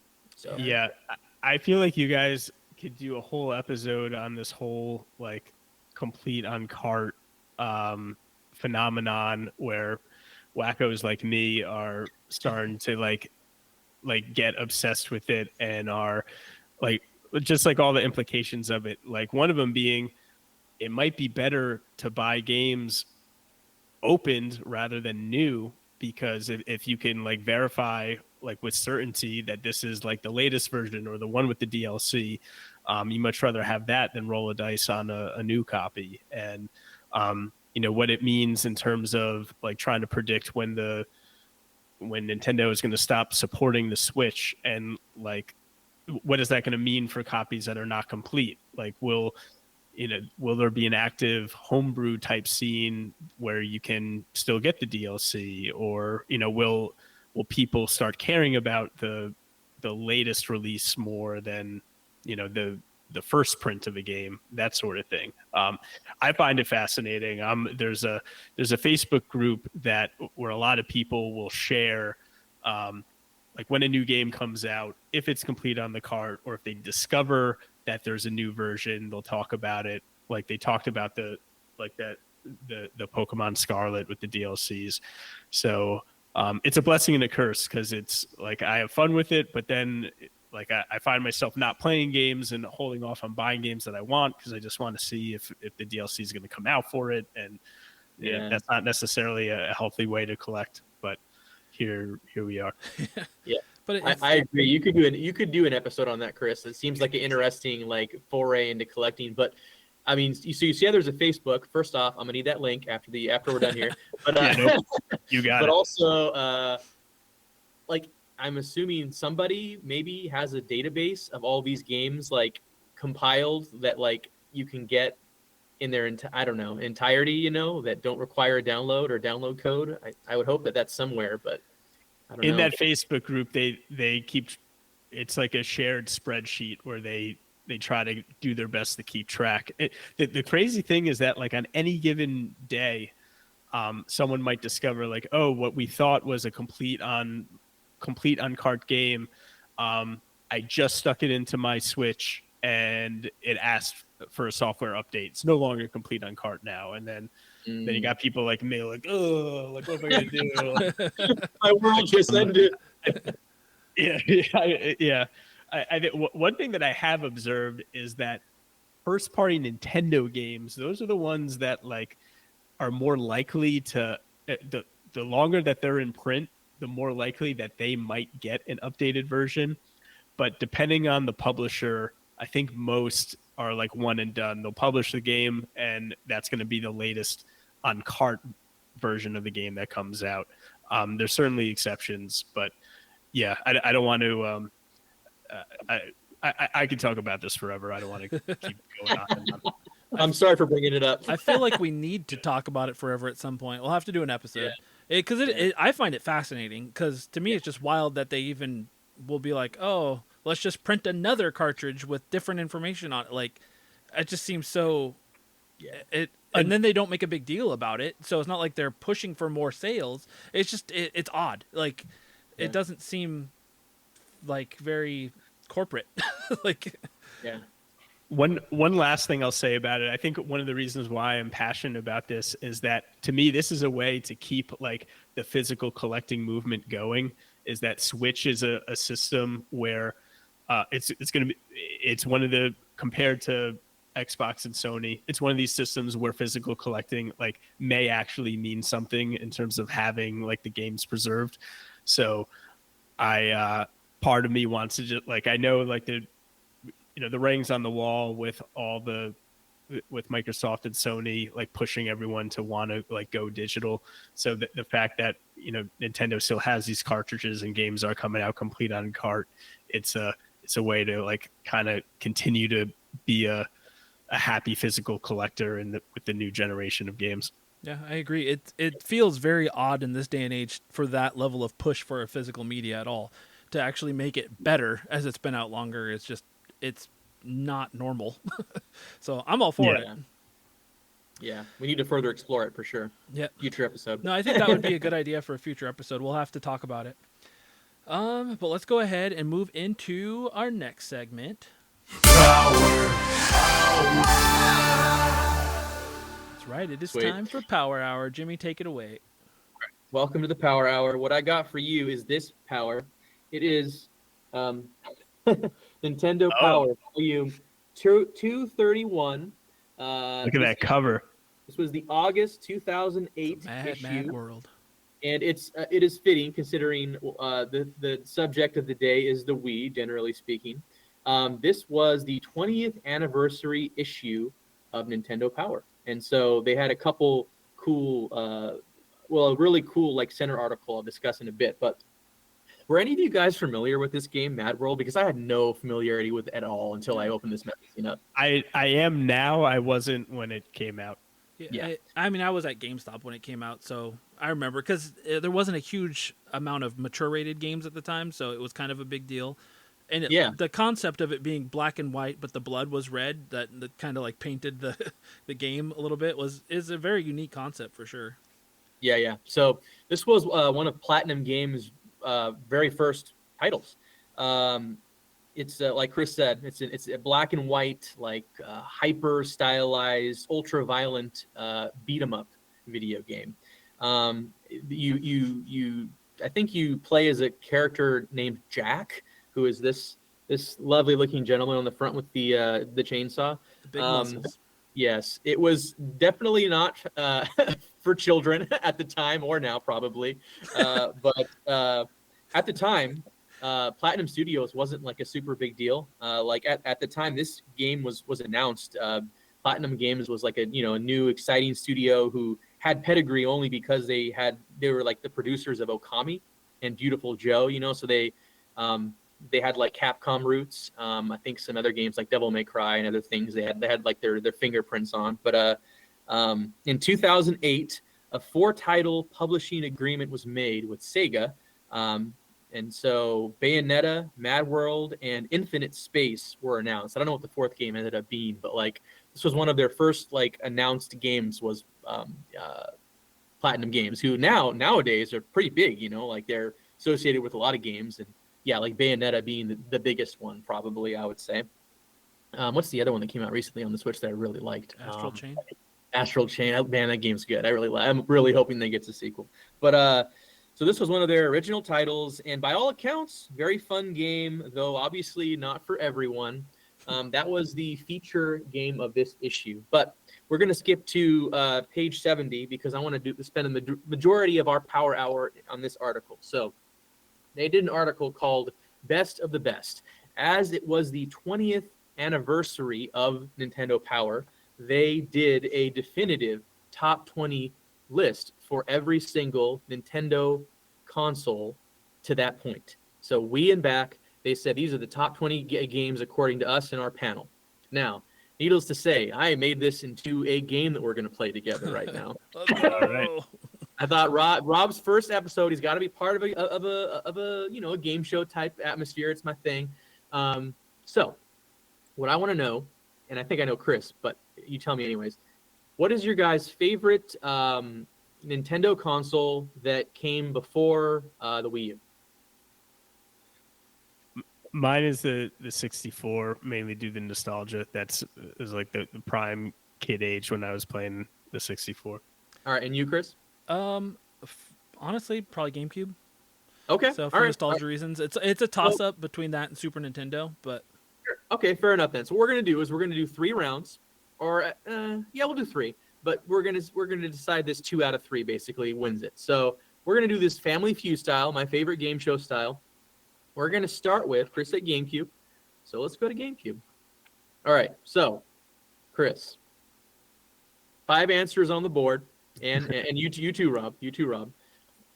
First person to raise their hand is going to get to answer first. We're going to do the whole thing, pass, play, and all that. But okay. Okay. You're going to try to get All the right. number. You're trying to answer the number 1 answer. Okay. Here we go. According to this Nintendo Power issue, what was the best Nintendo GameCube game of all time? Chris, Wind Waker. see here. Is it on the top 5? Ding, ding, ding. Number 2. Oh, The Legend no. of Zelda: The Wind Waker. Number 2. Okay. You have a chance to steal, Rob, because if you can get the number 1 answer with this guess, the play would go to you. Okay.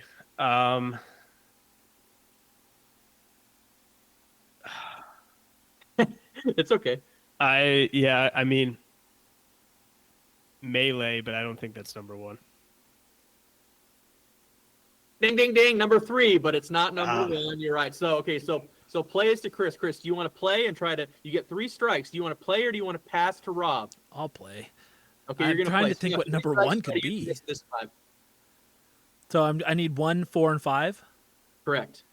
Let's say Sunshine. I doubt it's in the top. It probably is. It is a Nintendo magazine. Strike Ah, 1. Dang it. Interesting. What else is big on the GameCube?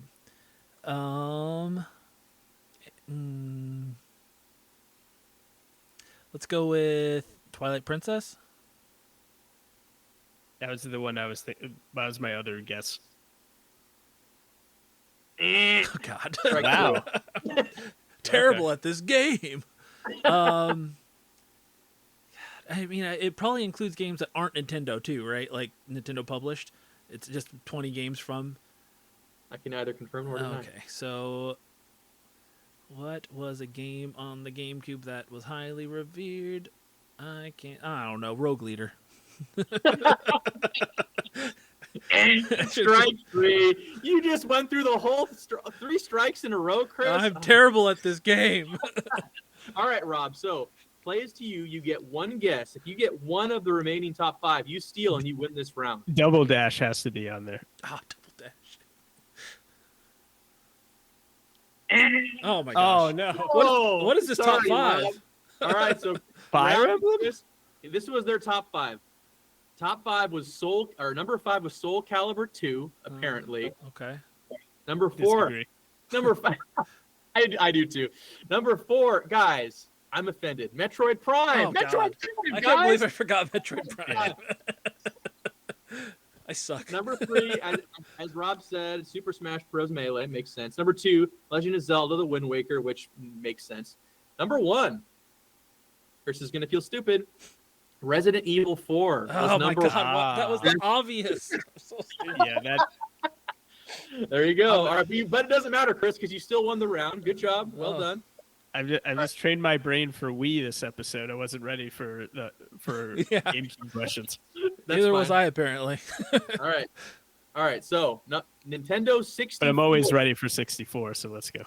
All right. So, what are the top 5 best 64 games of all time according to Nintendo Power? Rob. Ocarina of Time's got to be 1. Oh yeah, it's gonna be number 1. Ding, ding, ding, ding, ding. That's the number 1 answer. All right, Rob. Do you want to play or do you want? I'll to play. pass? I'll play this. Okay. Are you sure? Play, man.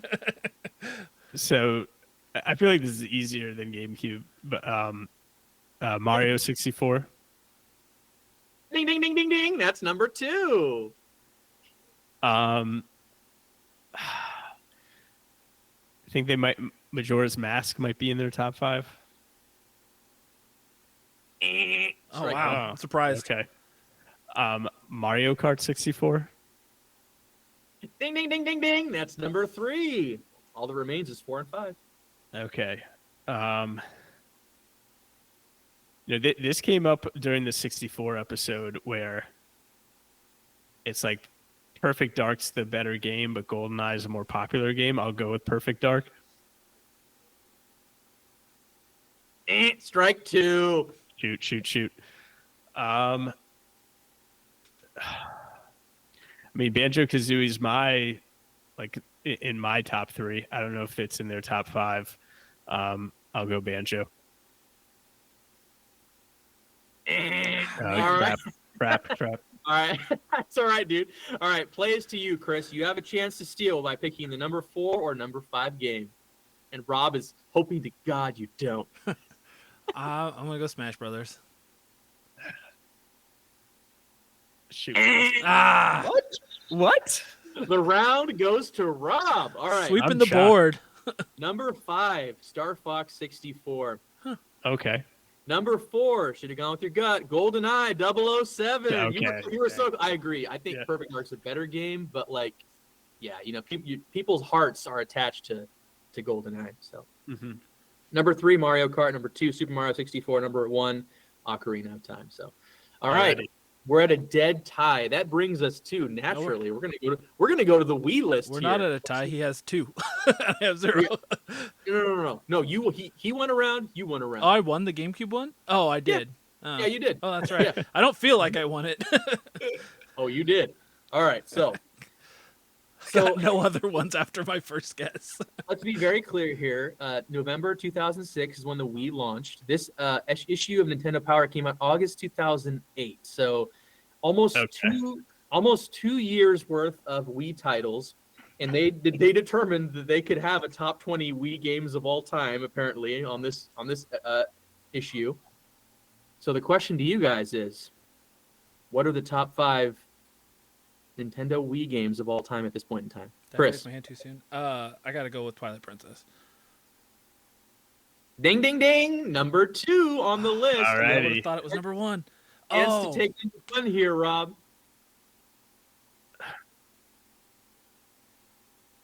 Galaxy 2. Oh my God! Not even in the top 5. Wow. So, Chris, play or pass? I'll play. Okay. Probably All right. I shouldn't. feel like this is gonna be harder than the other 2. I'm going to piggyback off of Rob's answer and say Galaxy 1. Wait, did Galaxy 2 not come out when this issue came out? I'm honestly not sure, but ding, ding, ding, ding, ding. Super done Mario goofed. Galaxy was the number 1 answer. Ah, Rob just isn't going with his gut here. He's shaking his head back there. Shaking his head on the East Coast. and All right. believe. Let's go Mario Kart Wii. Mario Kart Wii. Ding, ding, ding, ding, ding. Number 5. So we got 1, 2, and 5 covered. You just need 3 and 4. What other games were even out that people considered good at this point? Super Paper Mario? Like, I loved that game. That was an earlier game, but yeah, I Strike didn't one. think so. I'm trying to think of games that were out at this point. It's harder when you don't have the whole library. Fire Emblem was out. This was 2008, you said? Mm-hmm. Let's say Fire Emblem. August It's 2008. probably not in the top 5, but Fire Emblem Radiant Dawn. Oh, God. Strike This is 2. hard. Wii Sports. What? Wii That's a Sports good wasn't in the guess. top 5? That's a good guess. Today, I'm Wii shocked. Sports would be in the top 5 Maybe so. if people maybe so. if they made that list. It's got the But not on nostalgia this now. list. So Rob has a chance not just to steal, but to win this Alrighty. episode's You got game. this, Rob. Okay, unless it didn't come out at the time, Mm-hmm. I'll go Skyward Sword. God damn it! Good try, guys. That's the Good worst game. part about the Wii on this is trying to remember when games came out Yeah, to figure out if they were even in that time which period. is why, to be fair, it's a little mean that I chose this one, but it was a Wii episode, so I had to go with it. Number 5, Mario Kart Wii. Number 4, Metroid Prime 3 Corruption. Oh. So that is not once, that is twice you guys have forgot about Metroid Prime. I don't feel and as bad I'm not about gonna- that one though, because Metroid Prime not 3 gonna- didn't have a lot of like positive hype around it after it came out. I'm not gonna let this one slide, guys. You guys disrespected Metroid You- on an episode where we gave Alien all kinds of stuff. You disrespected Metroid. Shut up. All right, number 3, Super Smash Bros. Brawl. Super Smash Bros. Oh, Brawl. The other duh. one you guys meant. Well, Number 2, Legend of Zelda: Twilight Princess. Number 1, Super Mario Galaxy. Yeah, I think you're like Mario Galaxy 2 would have been on that list if it had come out at this point. I'm assuming, but I don't know how many years later. Yeah, it must not have come out yet. Yeah. Anyways, I could fun. yeah. I'm GG. Chris gets the win, but Rob made it close. So like it was good. I didn't earn it. I hope that the football game between the Chiefs and the Ravens tonight is as good as the round of Family Feud we just played. That's all I can say. I hope so too. Go Patrick Mahomes, right? He's the Chiefs. Hey, Chris knows the quarterback. Let's Good go. job, Chris. All right, so page 80 on this issue of Nintendo Power was a power profile where they profiled a developer we all know and love. His name is Masahiro Sakurai. Date of birth. They gave the whole profile here. Date of birth, August 3rd, 1970. Birthplace, Tokyo, Japan. Position, president of Sora. What is LTD? I don't know what LTD Limited? stands for. Limited. It makes like Sora Limited. Okay. Best known for guiding the Super Smash Bros. Series, making it okay for guys to like pink. I didn't know that he was a pink guy, but apparently he is. Favorite food? He literally said no comment. He would not give them a favorite food. I don't know what that's all about. Current projects unrevealed. That sounds very much like it. But I thought it was interesting. It was an interview, and a couple of his answers to these questions I thought were very interesting. One of them here, they asked him, how has the video game industry changed during the time you've been involved with it? And at this time, in 2008, notice his response. He said, I'm concerned that it's losing its ability to get people to dream. I feel the environment in which players are able to enjoy the pure fun of gaming has deteriorated as more information about game creators becomes available and as unsolicited commentating on games becomes rampant. How forward thinking does that feel in like the modern era of like social media and where like people just trash on everything, even the things that are like good and critically acclaimed, like I don't know. Yeah. Any thoughts on that answer, Yeah. Sakurai? I don't know.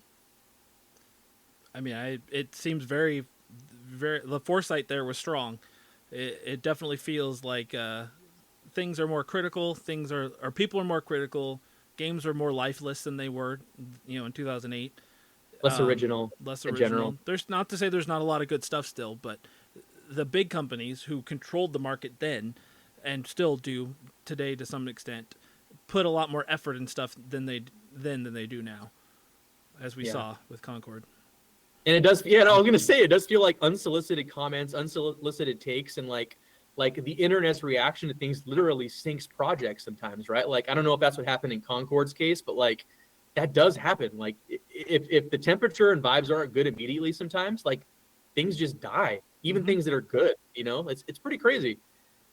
I don't know. Sakurai's a genius. Anyways, the next question was, why do you think Super Smash Bros. Continues to be so popular even though interest in traditional fighting games has dwindled?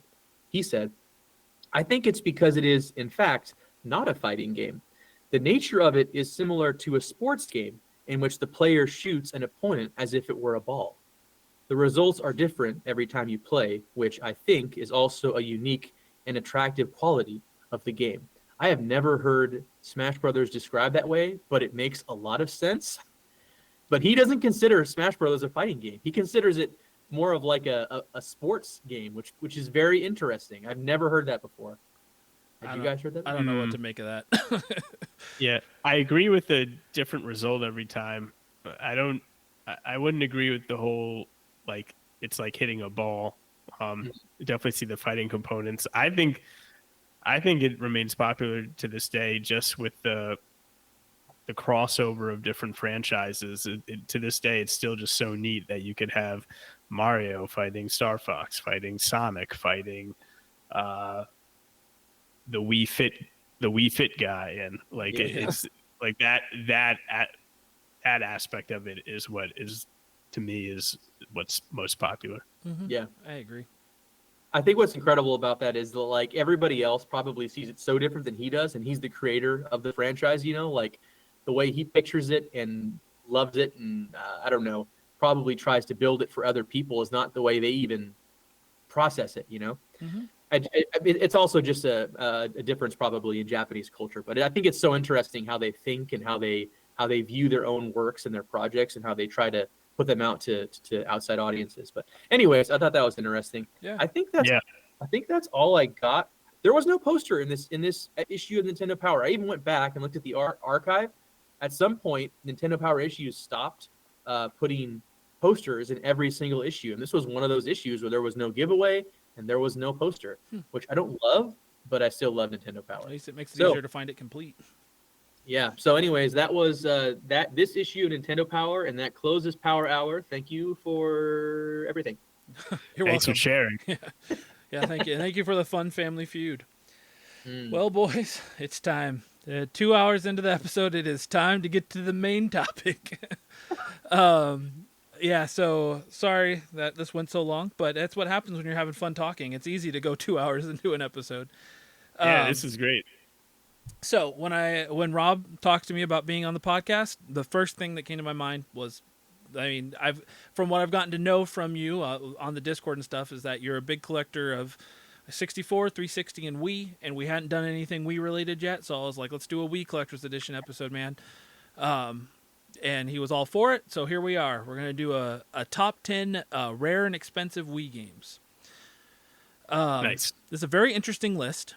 I'm sure some people Yeah. familiar with it already won't be too shocked by it, but I wasn't crazy familiar. There's a few games on this list I did know, but a couple that I'd really never heard about before. And I'll start out by saying the number 10 was kind of up for debate, and we kicked Avatar Limited Edition off the list because it was less fun to talk about. It was right there in line with what we chose as the number 10 price-wise, so we went with this. So, per the norm, we'll talk a little bit about each of the games. We're each going to go over a few of them, and we'll go back and forth and discuss where applicable. Some of them we won't have as much to say about, I'm sure. But yeah, let's go ahead and get started with number 10, which starts with me. So number 10 on our list is Fire Emblem Radiant Dawn, which comes in at $98 on price charting right now. The game pricing Bible says this game is worth $98. This is an interesting one because obviously at number 10 on the list, it's already almost at $100, which shows that the Wii has risen in value in a lot of games already. Because compared to the 360 3 months ago, it was a lot of games were, or 4 months ago, however long that was, there were still a lot of games, most of the games were under 100 still. But anyway, so Radiant Dawn's about $98. For each of these games, I went on eBay and I looked to see how many copies there were, specifically looking for complete in box, but for Fire Emblem, there's over 100 copies. Easy. After I went through 2 pages, I stopped counting because I was like, there's 5 more pages. This game is the furthest thing from rare. Like it is not a rare game. You could maybe make a fight for it being somewhat uncommon, I guess. I don't know. But that many copies on eBay does not seem to make it a rare game. I do believe this falls in the category of it being desired because Fire Emblem is popular. And it is a direct sequel to Path of Radiance on the GameCube, which people love that game, and that game is more expensive and probably a decent amount more rare than this game actually is, or more uncommon.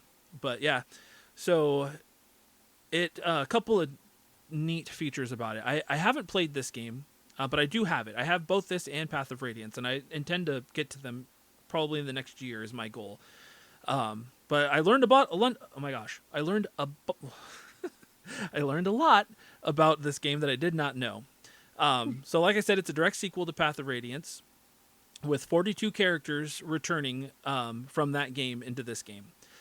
And this I thought was interesting because I had no idea that it did this, and I didn't even know this was still a thing that games did in this era. And that's that if you had a cleared save file for Path of Radiance on a GameCube memory card, it would transfer over the save data into this game, Radiant Dawn, which it had a list of things that it would transfer over.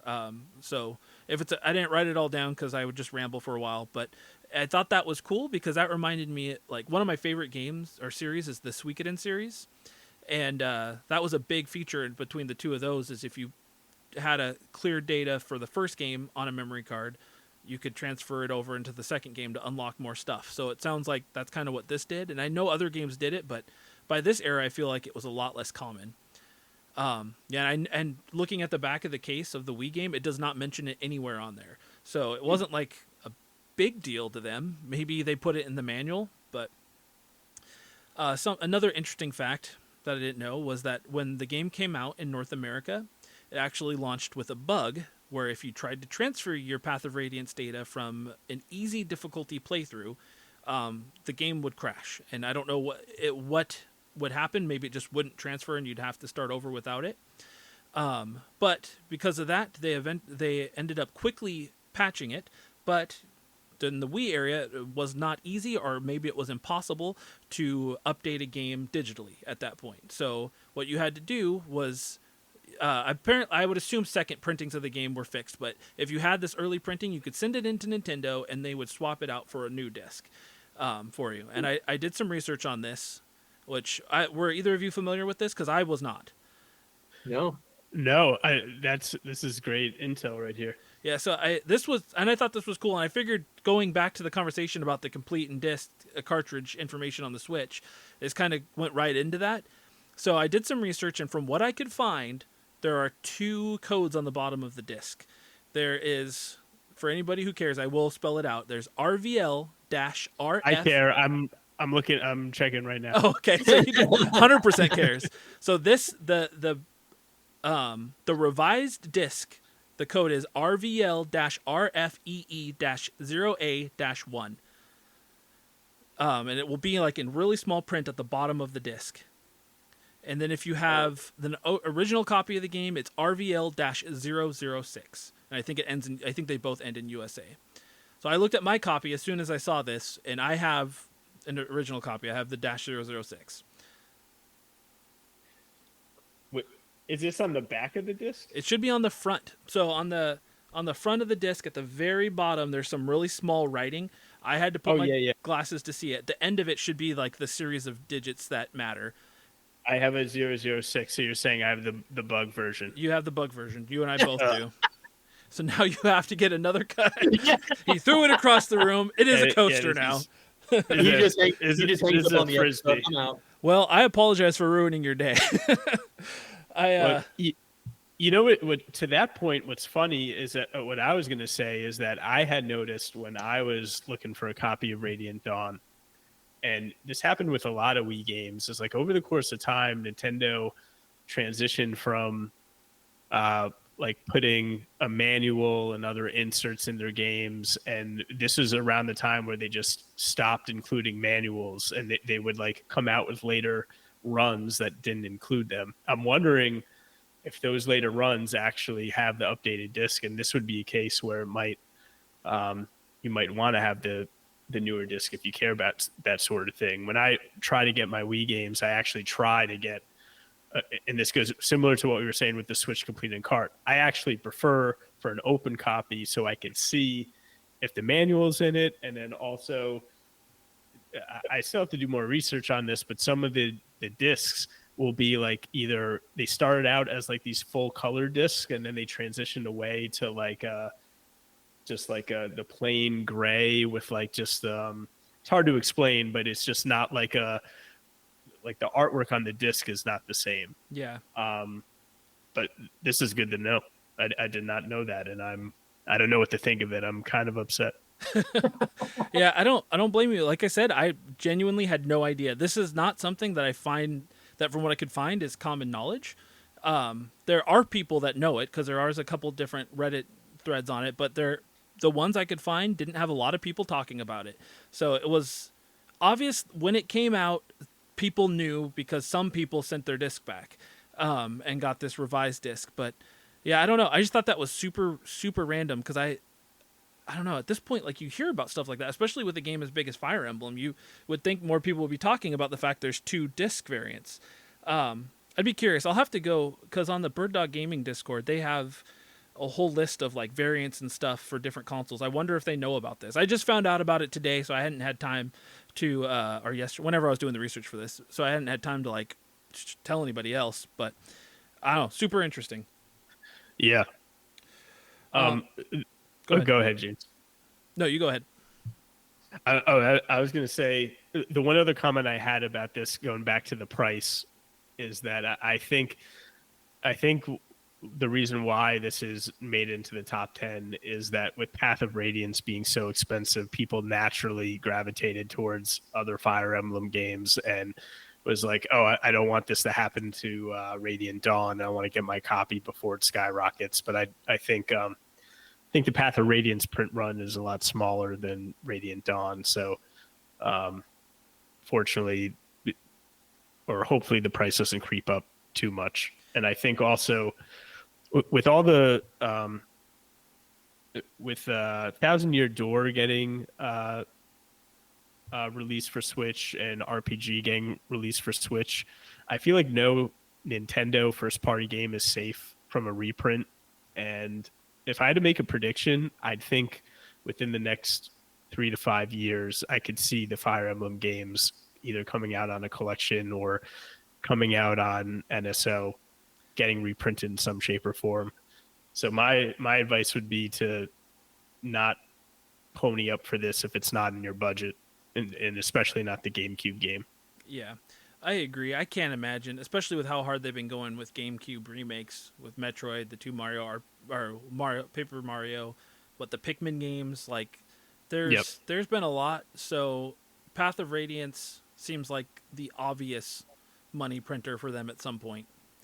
I was gonna say they even brought Dokapon Kingdom, right? That got a new game that came to the Switch, and that was on the Wii itself, right? And that would have been on this top 10 list, I imagine, a year or two ago. Yeah. I think it was. I think this time last year it would have been in the top 10. It was well over $100 at one point. So yeah, I don't know. So just go ahead. No, I was just gonna say, yeah, I think top 5 or top 3 even. Yeah, it was. Yeah. I know it was expensive. That's what I kind of knew about it for years. Is it was just it had such a small print run originally. It was just such a sought after game. It's probably still a rare game. Like, that doesn't change anything. I think it is a rare game on the Wii because you never saw it. But anyway, just a couple other small tidbits that I thought were kind of cool about this game.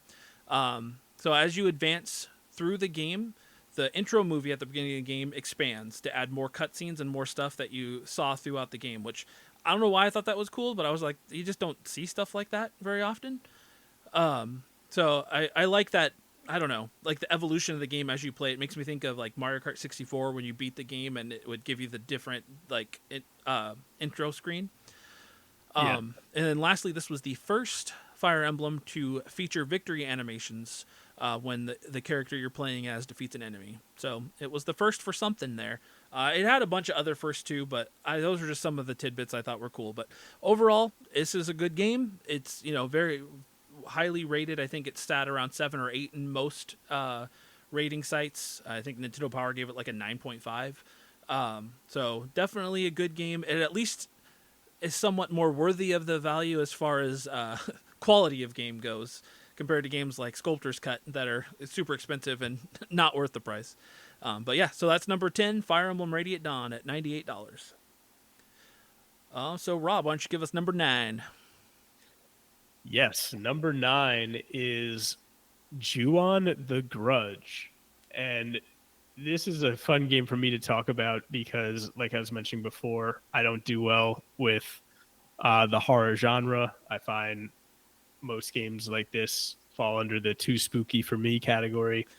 And so this game, it's interesting because this Ju-on is a popular horror movie series in Japan. There's actually a couple US releases. I think there's been at least like 8 to 10 movies between I think when they first came out in 2002 up until like 2020, and there might be more on the horizon. And this is a game that came out it was supposed to coincide with the 10th anniversary of the Ju-on series. And I'll read the plot real quick. The game claims that when a person dies with a deep and burning grudge, a curse is born. When an average housewife in Narima, Japan was murdered in a grisly fashion, it gave rise to a curse so powerful that it threatens to kill at a pace thought unimaginable before. The curse manifests on those who encounter the curse by any means, such as entering Saiki house or being in contact with somebody who is already cursed. Once Erika Yamada is exposed to the curse while searching for her dog in an abandoned warehouse, the entire Yamada family is put in grave danger when she returns home. Each family member must face his or her individual challenge alone, and only by overcoming the curse together will the family become free again. Now, that might have sounded really badass to some, but unfortunately, this game did not. I don't believe it reviewed well, and I think most people don't think it's a fun game to play because it's very slow moving. Um, all the player does is hold a flashlight, and the game is really known for being a jump scare game. There's jump scares throughout the game that you have to, you know, you have to either react quickly to by moving the remote around to, I guess, stop yourself from getting killed by the curse. And I know there's 5 levels where you play as a family member in each level. I've not played this game, but I watched some gameplay of it, and it just looked like it wasn't really that fun. One interesting fact about this game is that when you look at the box, it's actually 2-player, but it's not really a co-op game. The second player, they have the ability to hit buttons that will cause jump scares that come out on the screen to like scare the first player from playing. And that's a fun novelty, but I could see that getting old like kind of quickly. Stop it! I'm trying to play the game. Yeah, it's like knock it off. I'm sick of this dead person being thrown across the screen here. So yeah, I think people who like the horror genre, it's on their radar as like if they want to add it to their horror collection, but it's not it doesn't seem like a game that would be fun to play. That's my opinion. Please join the X Button Gaming Discord and drop some comments if you disagree. Yeah, I'd love to hear people's thoughts. I genuinely did not know this game existed until I started doing research for this episode. I know very little about the series other than I recognized I can picture the movie cover of the American one in my head from seeing the PSP UMD so much over the years, because whatever, that's a different story. But I don't. It's horror collectors are a different breed. Like if you cross over a horror collector with a game collector, you're looking at some very expensive stuff to buy, because horror games tend to be some of the most expensive on any console. Have you played this, James? I have not. No, I think I'm gonna stick to Alien. That's my kind of horror, I suppose. They just sound so angry. Why do they have so many grudges? All right, and then I did dig a little bit to see how many copies were on eBay, and I only counted 14 copies total, and only a few of those were actually CIB. There were a couple complete, couple loose, couple new, but yeah, 14 totals, not very much. So this is definitely worth. It's much more rare already than like Fire Emblem was. Yeah, unlike Radiant Dawn, I think this one the price is up because there's a low print run in the U.S. Mm-hmm. Agreed. Yeah. So that was number 9. Jimmy, why don't you give us number 8? Number 8 is titled American Mensa Academy. If that sounds lame, it's because it kind of is. So it's a puzzle / education game. You might call it a brain training game, but not a great one. Made by Maximum Games. This released just 2 days before the launch of the Wii U, so November 16th, 2012. So, needless to say, there wasn't a lot of attention on it. Didn't sell well. It also isn't very appealing. Do you guys know what Mensa is, or Mensa Academy? Because I didn't know this beforehand, before I looked into it. It's like that organization where you have to have a really high IQ, excuse me. Yes. Clearly, Yes. I wouldn't get it. I've never heard of this. They must not want me. I still don't quite know the point of it, but like generally, it's an organization that brings smart people together. To qualify for Mensa, one must score in the top 2% of the general population on an accepted standardized intelligence test. So these people's IQs compared to your average Joe like me are very high, and I don't know why they greenlit a video game. Are they hoping to recruit more people, more brilliant people to their organization to get like their like annual dues or monthly dues? Maybe I don't know the point of it, but it's an uninspired game. It has like 100 mini games or something that are pretty lame looking. I watched like the trailer, the initial trailer, and I watched like a couple of YouTube videos, and it's like it's just an uninspired game. It feels a lot more like pretentious, obviously, than something like Brain Age, and also it's a lot less charming at the same time. So, but yeah, again, it's all about timing, and I'm sure it had a very small print run, and again, I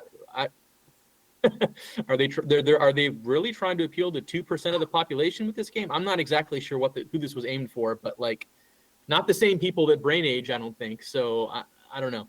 But yeah, it goes for complete in box, $106. And yeah, not interested. Yeah, I agree.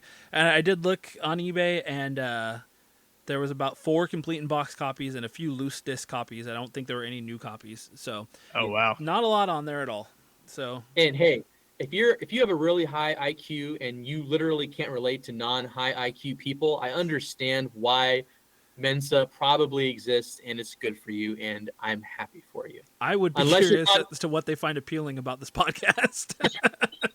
I honestly, like, I no, would love to know probably why not, a super intelligent probably person not much. listens.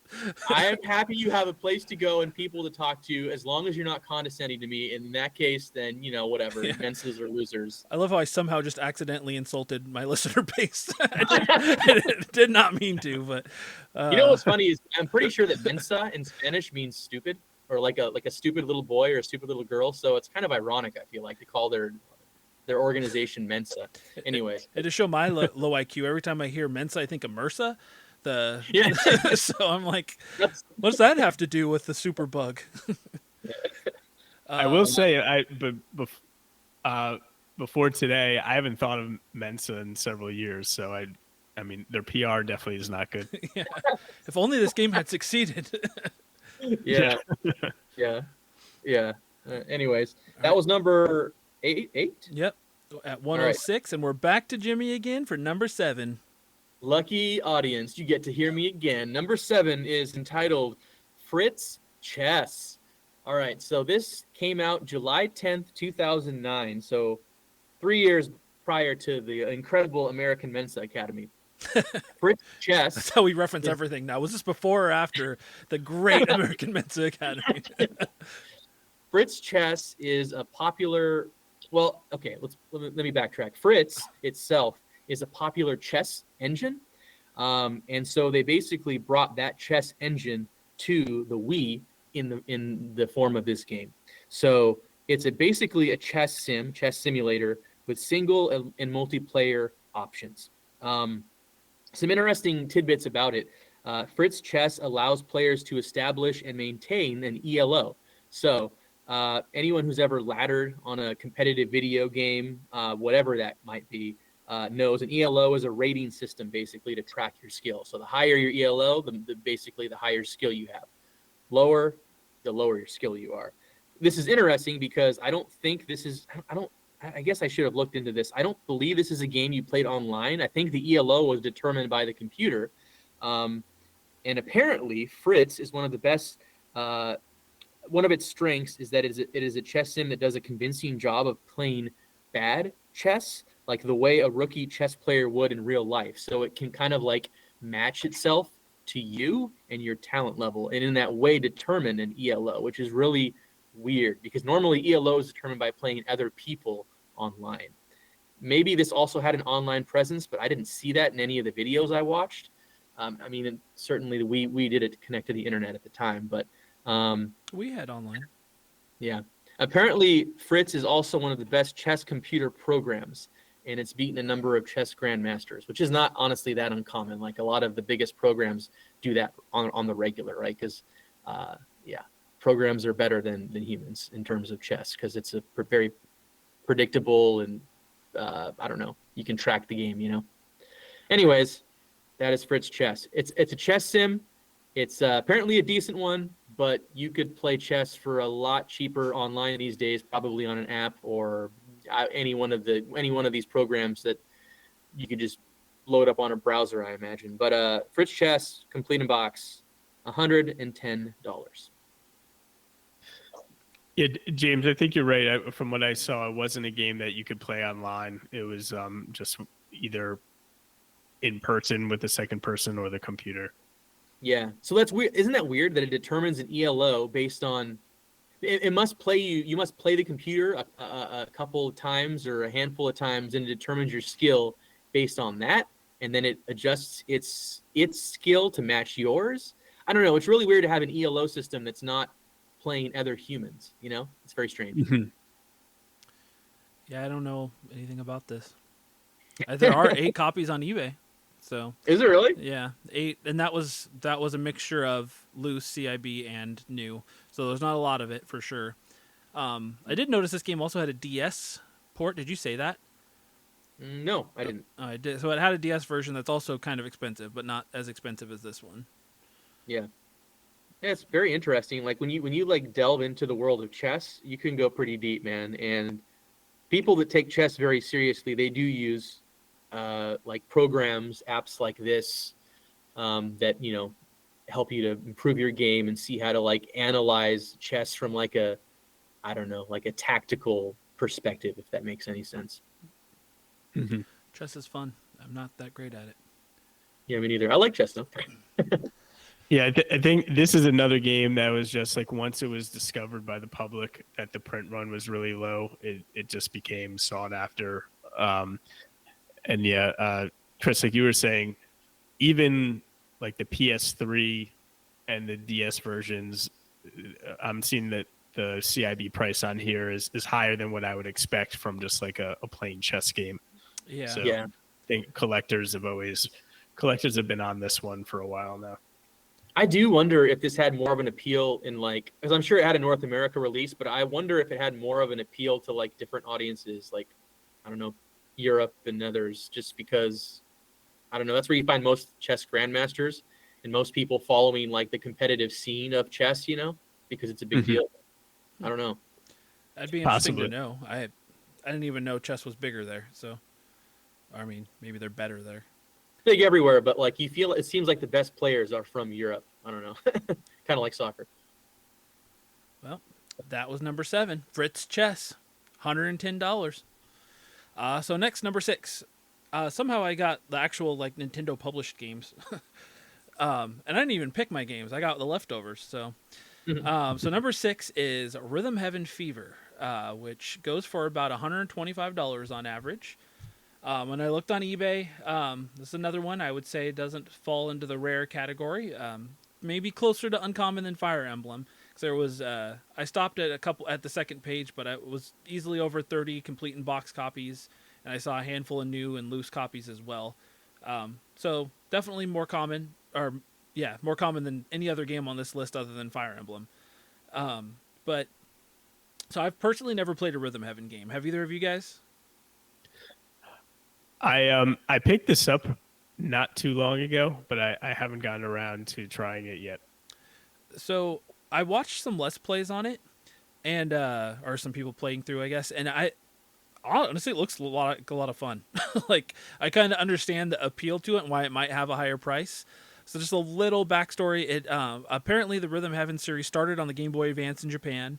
And then they ended up having an arcade version of the game in Japan as well, and then the DS, which we also got in America, which is also a relatively expensive game, and then the Wii one. And I think there was one more on 3DS later that was digital only in America.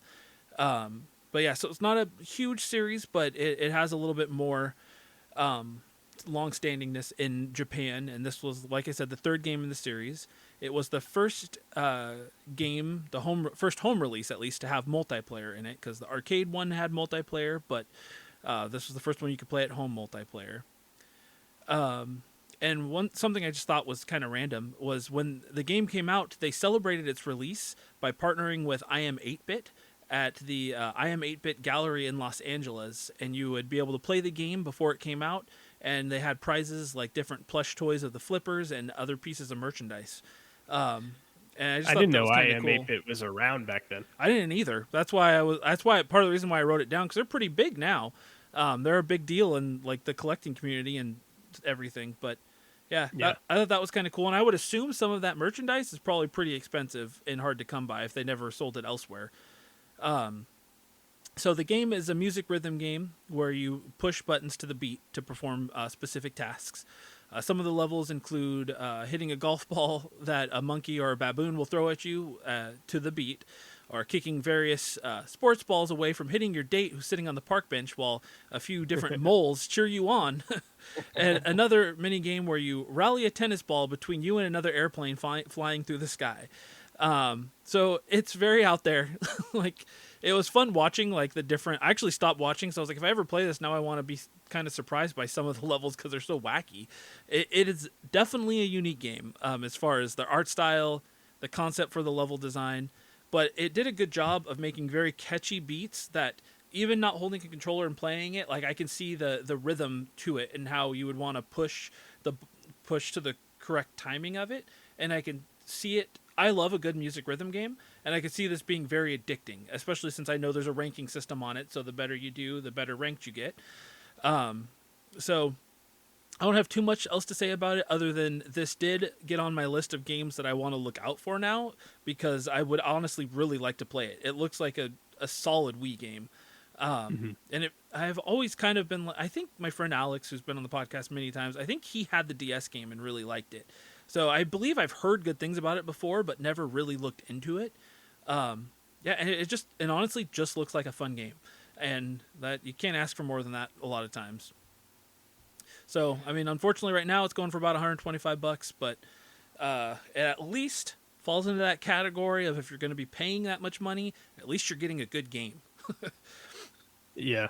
I one thing I observed from like when I was like looking at videos of the gameplay is that it seems to be a fun game to play on the Wii, given that you don't need to use too many buttons. I think it might really just simple like the A and the B is all you need, and then maybe you have to like waggle like at the right beats. So it actually seems like the simple Wii controller pairs well with this style of game where it's not I could see it being addicting, but like unlike the other rhythm games like a Guitar Hero or I don't know, like a DDR or something like that, like you know going into it that you're not going to have to like multitask in ridiculous ways. It's Yeah. just like very easy to just stick with the Wiimote. Yeah, simple in comparison for sure, but in a good way. Like Yeah. music rhythm doesn't have to be crazy difficult to be fun.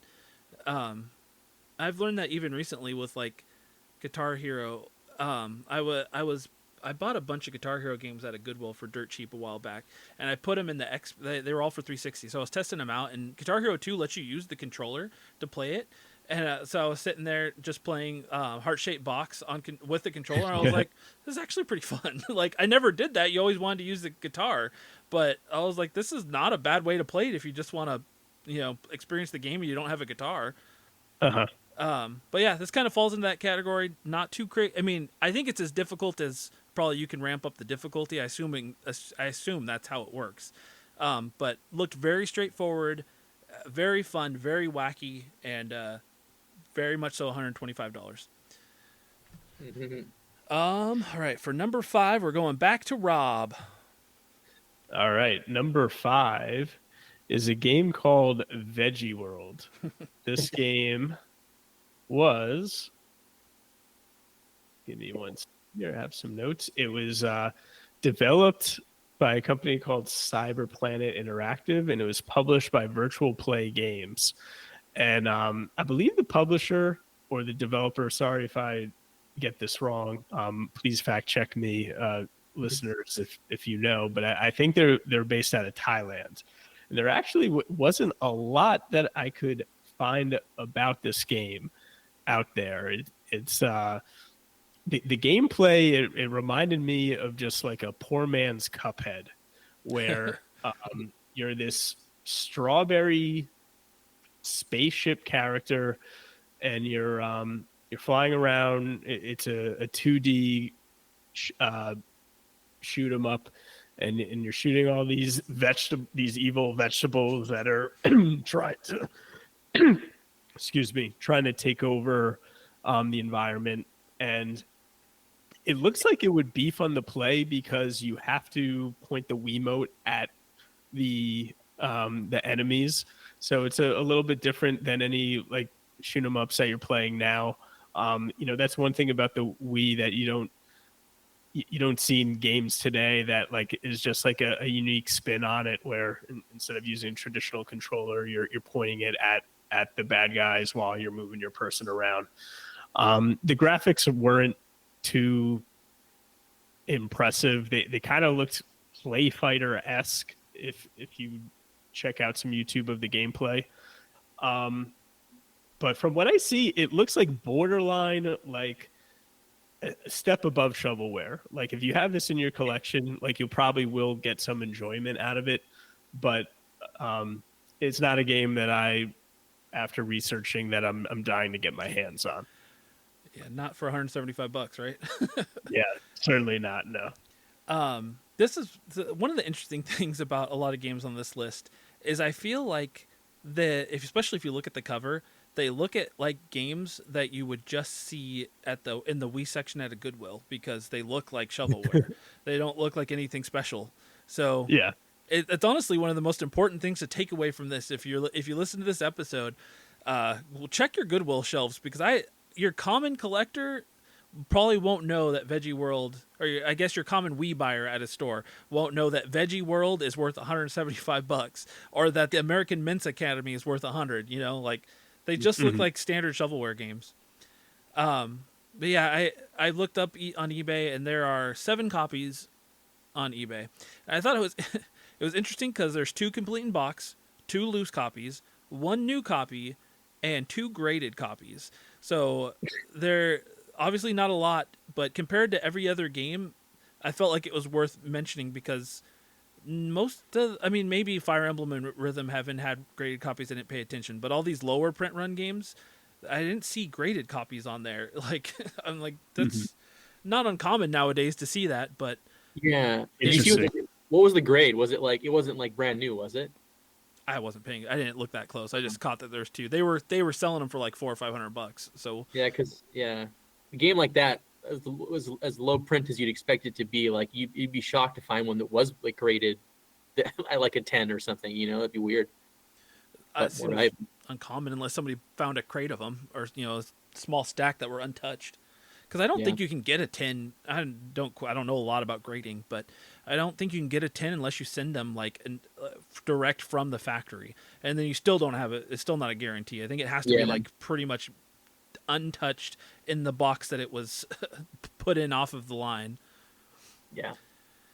All right, so that was number 6, Veggie World, and now we're at that was number 5. Sorry. So now we're at number 4, which is Cyber Bike Cycling Sports. Another game that if you saw it on the shelf at a Goodwill or something, you would think this is a $2 game, but you would be wrong, because just the game, and you'll understand why I'm saying that in a second. Just the game goes for, a complete in-box version of just the game goes for $180 on average, of which there were only 3 copies on eBay when I checked. So what makes this game stand out from every other game on this list is that this game came bundled with, the only way you could get it was bundled with an actual exercise bike. That you actually would, like, if you went to the gym or whatever, you'd actually sit on it and pedal to exercise. But in this case, you'd use it to play the game. Some people might think of, if you're familiar with the Super Nintendo days, there was a game on the Super Nintendo called Nintendo Life Cycle, that also used this kind of a technology, I guess, to play the game. I know I'm not super familiar with that because I never played it, but I know that's also extremely expensive. I didn't get the price for what it goes with the bike, but I'm sure it's a lot more. But anyway, so what made this unique is obviously, like I said, it came with the bike. So you'd open up the package, you'd get your game out, and you'd get a deconstructed exercise bike that you'd have to then put together so that you could play this game. And you use the game literally, or use the bike literally to play the game. So when you cycle, your character cycles. And the game is extremely generic from what I can tell. It's just you're on a bike going down a path and you're running into garbage to pick it up, apparently, to clean up the path that you're on. It would keep track of your calorie burning and stuff, and it sounded like it did a pretty good job of doing that task, of being accurate to that, to that exercise aspect of it. But there wasn't a lot of depth here. You either did the bicycle levels, you could do an airplane level, or you could do or helicopter, excuse me, or you could do a submarine level. And from what I read and watched, it seemed like the bike level was the best of it. The helicopter was okay, and the submarine, I read a couple different people said the submarine levels were basically unplayable for some reason. So nothing great about this game. The coolest part about it being that it came with the bike, but I thought this was interesting. So the bike worked by plugging it into the GameCube port on your Wii, which obviously later Wii's didn't have those, but all the earlier Wii's had the GameCube ports on the top, the GameCube controller ports.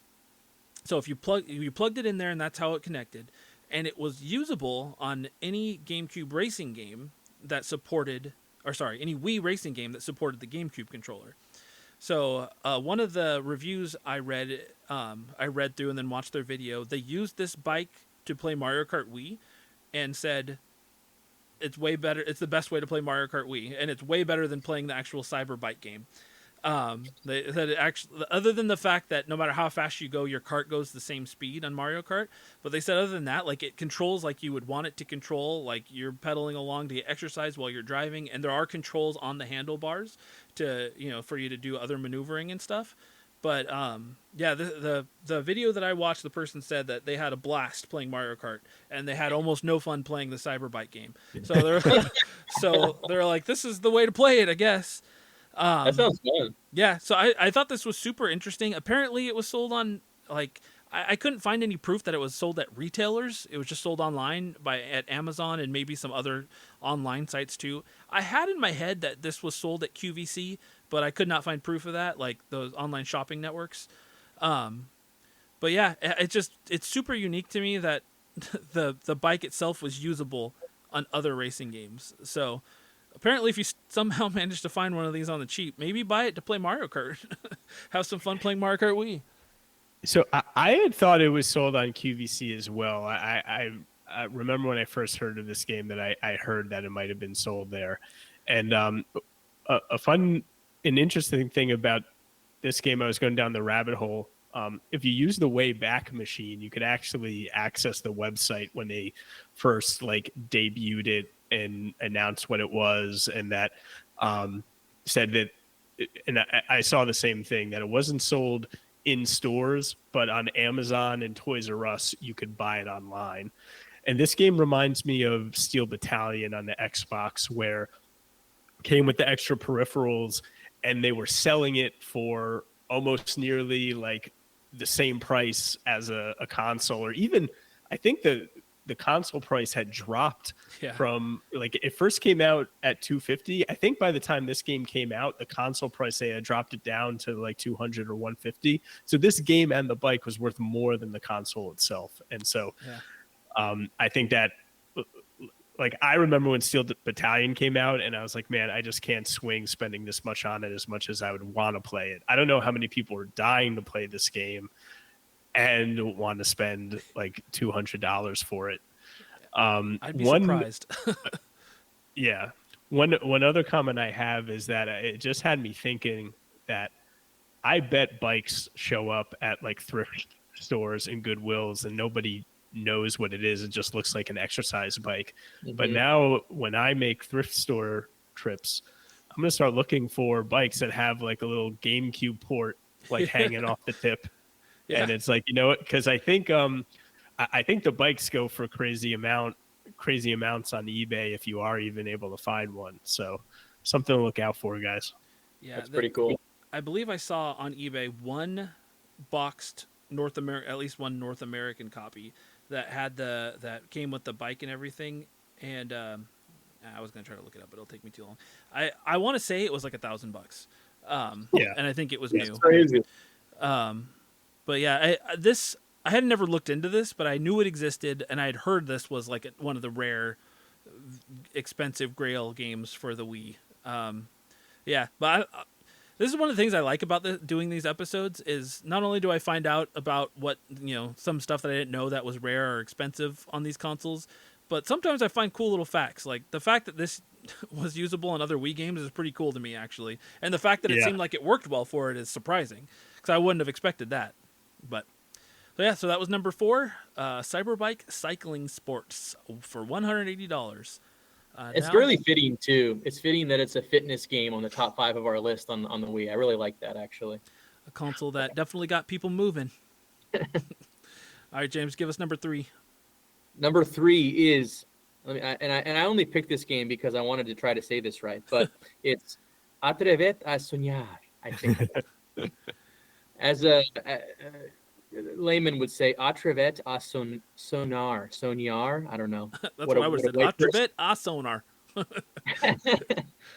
This is a game based on a Mexican telenovela that aired near daily and followed the adventures of a character named Patito as she leads an art school clique and fights against a rival group of girls who have named themselves Las Divinas. So, do you have any idea the origin of this game or where it was most popular? I'm gonna go with not North America, or at least not U.S. Well, North America, but Yeah. not the United States of America, that's for sure. So this show, the game is based on, it lasted only 1 year, but the release window of the show gave the production company an opportunity to create a tie-in game for the Wii, which went by the same name, Atrevet a Soñar. This game features songs that were used in the television show and asked people to sing and dance along with a microphone that was included with the game, which is very interesting. Very, a little Rock Band-esque, I would say, in the era of Rock Band. Of course, this game was only released in Mexico, and the show only ran for 1 season. So a game that you could only get in Mexico and was only available for maybe a year, roughly, makes for a pretty rare game for the majority of people. Mhm. So, complete in box, it goes for $285. Wow. Yeah, and it came with a microphone, Yeah. and the microphone was unique to the game, from what I could tell. It was branded to this show. How many were on eBay? Did you? Yeah, there were 6, and I don't Really? believe any of them were sealed, but and not everyone came with the microphone, but they were all complete from what I remember seeing. I didn't write it down for some reason. But I did think it was interesting that you picked this one, because last time on the 360 episode you picked El Chavo Kart, and they share a lot of similarities there. I know. Oh, hey, wait. Did I also cover the F1 game that was in Brazil only or whatever from I can't remember what list The that 64. was from. That was a 64 episode. I don't remember. You might have. I don't think But, I did. yeah, So you probably did. They all remind me of each other. It is interesting that there's these like region exclusive games that are like they work on our North American consoles, but And they're considered really they're ESRB they're considered rated, North so- American releases. You know. Yep. Mm-hmm. Yep. Yeah, Interesting. there's a 3DS game. I don't remember the name of it, but it falls into this same category where it's like it was just released in Mexico. It was based off of a Mexican TV show, and it has very little relevance up here, but it's pretty uncommon. Mm. So that was number 3. I'm not even gonna try to say it again, but Atrevet a soñar. at $285. All right, now we're on to number 2. We're almost done here. Rob, why don't you tell us what number 2 is? All right. So number 2 is Madden 09, but not the regular Madden 09, but the one that came with the breast cancer slipcover. That it's, or to be more specific, the slipcover that paid homage to the Deanna Farr of Hope Foundation. And so, just really quick about Madden. Madden is interesting on the Wii, where over the course of time with Madden releases on the Wii, they were really trying to make it Wii friendly and introduce things to like get casual gamers to play with the Wii. And Madden '09 was really a step away into this like more fun direction where they introduced like a 5-on-5 mode, and you can do hot routes with the Wiimote and the nunchuck together. And as a result of doing this research for this game, I actually am going to probably try to pick up Madden '09 or one of the newer ones, because it actually looks like it's a fun experience. But anyway, back to this specific game. So the Deanna Favre slipcover came out exclusively at Target, and there was a press release when this came out where I have a snippet of it right now. Deanna Favre, wife of Madden NFL '09 cover athlete Brett Favre, founded the Deanna Favre Hope Foundation after being diagnosed with breast cancer in 2004 at the age of 35.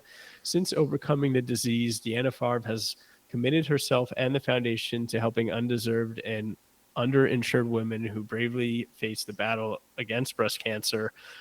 Target, the exclusive retailer for Madden NFL '09 Pink, will carry the limited edition game in stores throughout the month of October. The game will also be available online at Target.com and NFL.com in October. And then it goes on to say that the game's available for Wii for $49.99. So anyways, this game with the slipcover was only available for a month. From what I could tell, the game that came with the slipcover is not different at all from the traditional release. The only thing that is different is the slipcover itself. So those complete set hunters out there, if they're trying to differentiate, or if they're trying to figure out whether this game is like truly different or not, I think the answer is no. But this slipcover is highly sought after. I did see an auction and recently for $310. I think there's a copy with the slipcover out right now for or the seller is asking $500 for it.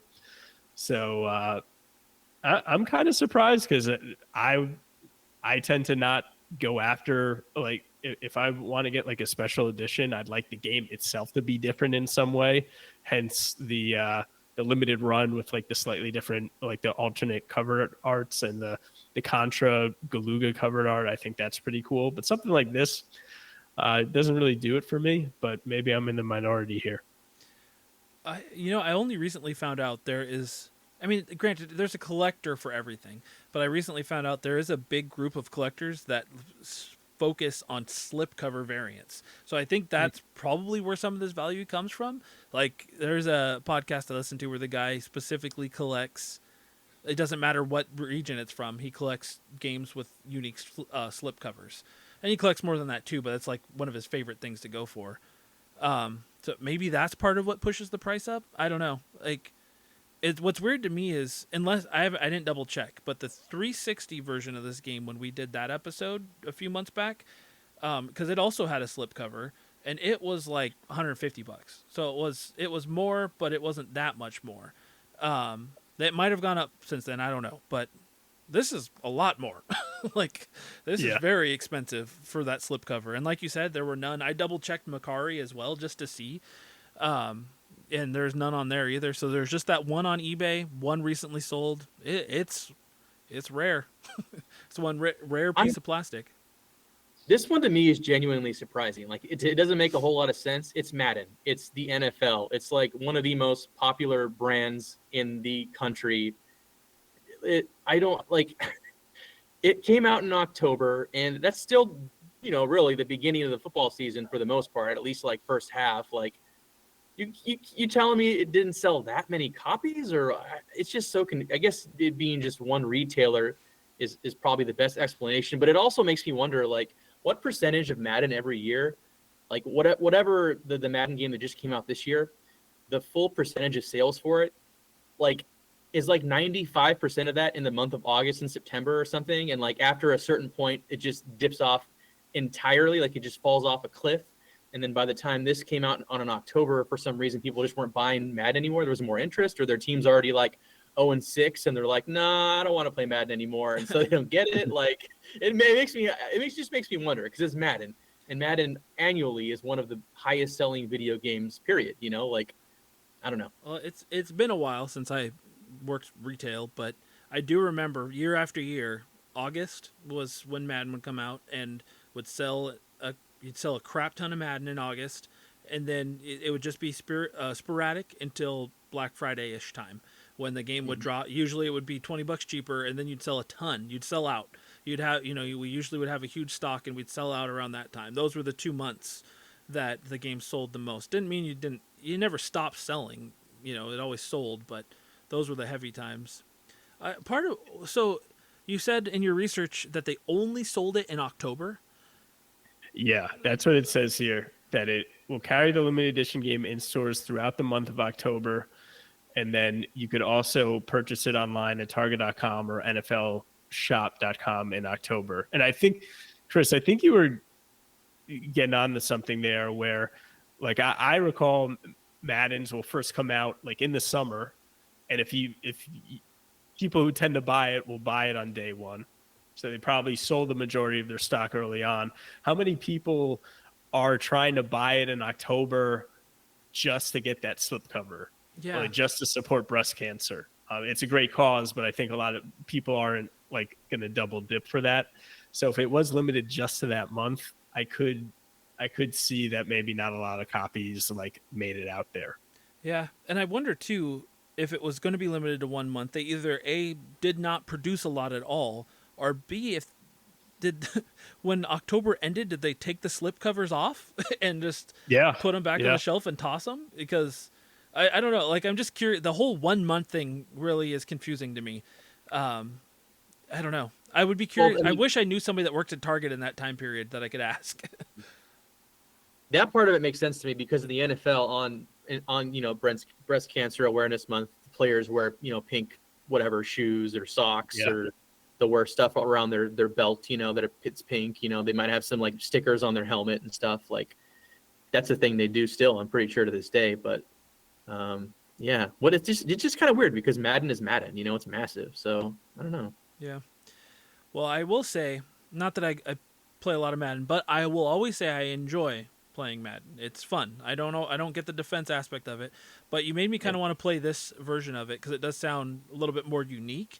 And I never played any of the Wii versions of the game, but I do remember when they started that subset, like called, I don't remember what they called it, but where they were trying to push for like a more like fun idea for these sports games to try to probably push sales. But yeah, they branded the '09 one as All Play. And then they got rid of that branding with Madden 10, but they kind of kept that theme where they tried to make it like a little bit more cartoony in a way and a little bit like less serious where, not to attract like the hardcore football gamer who cares about their audibles and their different defenses. They're just trying to attract the people who want to, I guess, throw and catch the ball. Yeah. One other funny comment when I was doing the research on this is that in Madden 09, there's like a John Madden me figure with like the Ask Madden, and he looks so funny, like with the me characters. It might even be worth getting the game just to see for that alone. Yeah. Well, that's a crazy number too, though. The jump from number 4 at 180 to number 3 at 285 was massive, and then now we're up into the 300s already with this. So number 2, Madden 09 at 315, and if you want it, well, good luck, because there's not a lot of them out there. All right, so then the most rare and most expensive game on the Wii, and I do believe this is probably up there for the most rare, is Club Penguin Game Day, the limited edition variant. So this is listed on price starting at $495. And at the time of this recording, there were no listings on eBay, with one recent sold listing at, I think it was at around that $500 mark. Wow. So there is a base version of this game that's just called Club Penguin Game Day, and that game's not rare. The game's not. It's common and it's dirt cheap, and you can get it for like $10. And the game itself, it's I mean, okay, so I know Club Penguin was really popular in the 2000s, like late 2000s, early 2010s, as like a kid flash site where you go on and play games and stuff. Um, I never used it. Watching some videos of it, it looks like a pretty run of the mill multiplayer like mini game compilation, where you could customize your little penguin dude with different outfits and stuff. And then yeah, there's just different mini games you played. One looked like a 4-player like mini what do they call it, like ice hockey type event, and there was a sumo one, and like just random stuff. From what I read, people liked this game, but I think it was targeting a very specific audience, which was probably younger people around the age of like 5 to 12. And I was reading comments from people that played it and played on Club Penguin growing up, and they have. It seems like this game hit the right, the right notes for them at the time, and the nostalgia sits high for them, and they still enjoy it. So as far as games go, if you have nostalgia for Club Penguin, you might like this.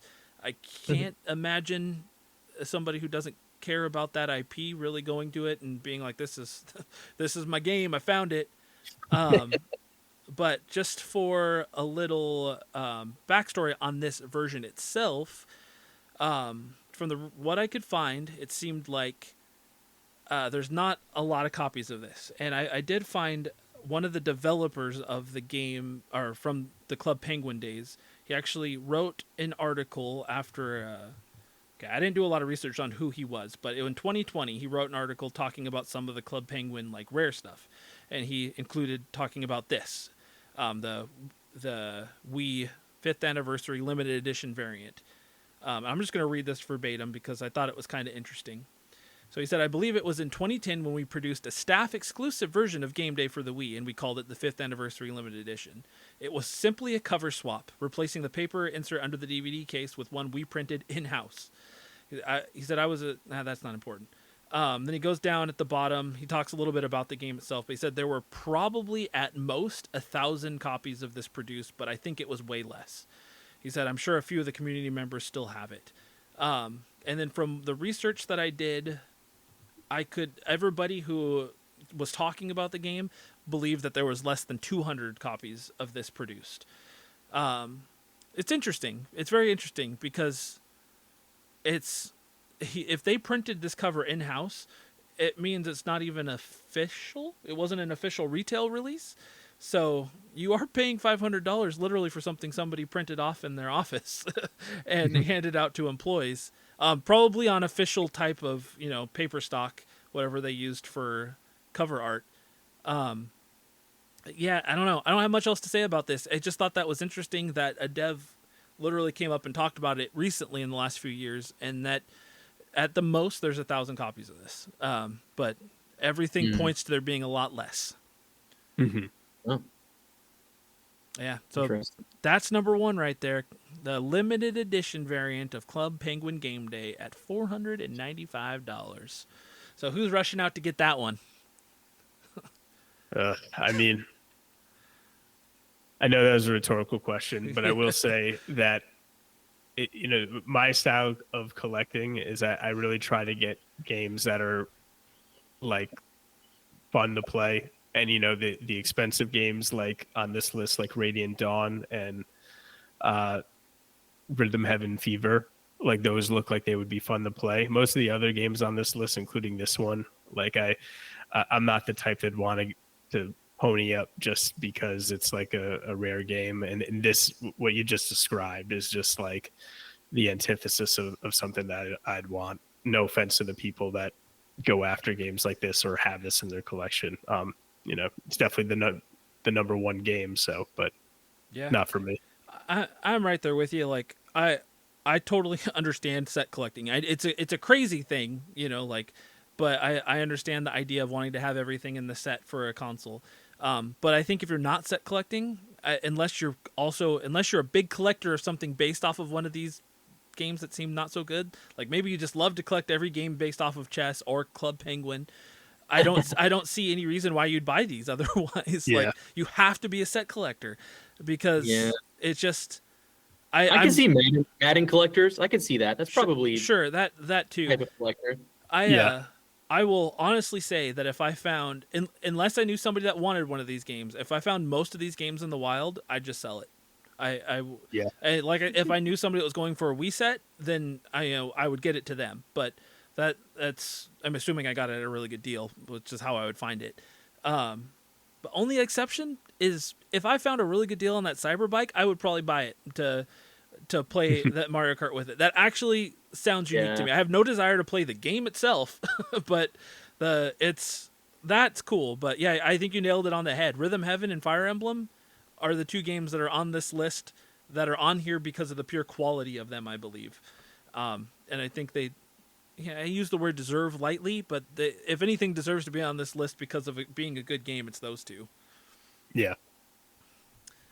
So yeah, that's the top 10 expensive and possibly rare Wii games, which of course a couple of these are extremely rare. I'll just give a quick rundown of them one more time. So number 10 was Fire Emblem Radiant Dawn at about $98. Then it was Ju-On the Grudge at $105. Then it was American Mensa Academy at $106. The number 7 was Fritz Chess at $110. Then Rhythm Heaven Fever at $125. Then at number 5 it was Veggie World at $175. Then it was Cyber Bike Cycling Sports at $180. Then number 3 was, James, say it. Atrevete a soñar. Yeah, Nice. that was number 3 at $285. And number 2 was the Madno 9 Breast Cancer Slip Cover variant for $315. And then at the top of the list was the Club Penguin Game Day 5th Anniversary Limited Edition version for $495. That is one of the more expensive games we've talked about still. We've covered some expensive games on these different Collector's Edition episodes, but 500 is up there. Yeah.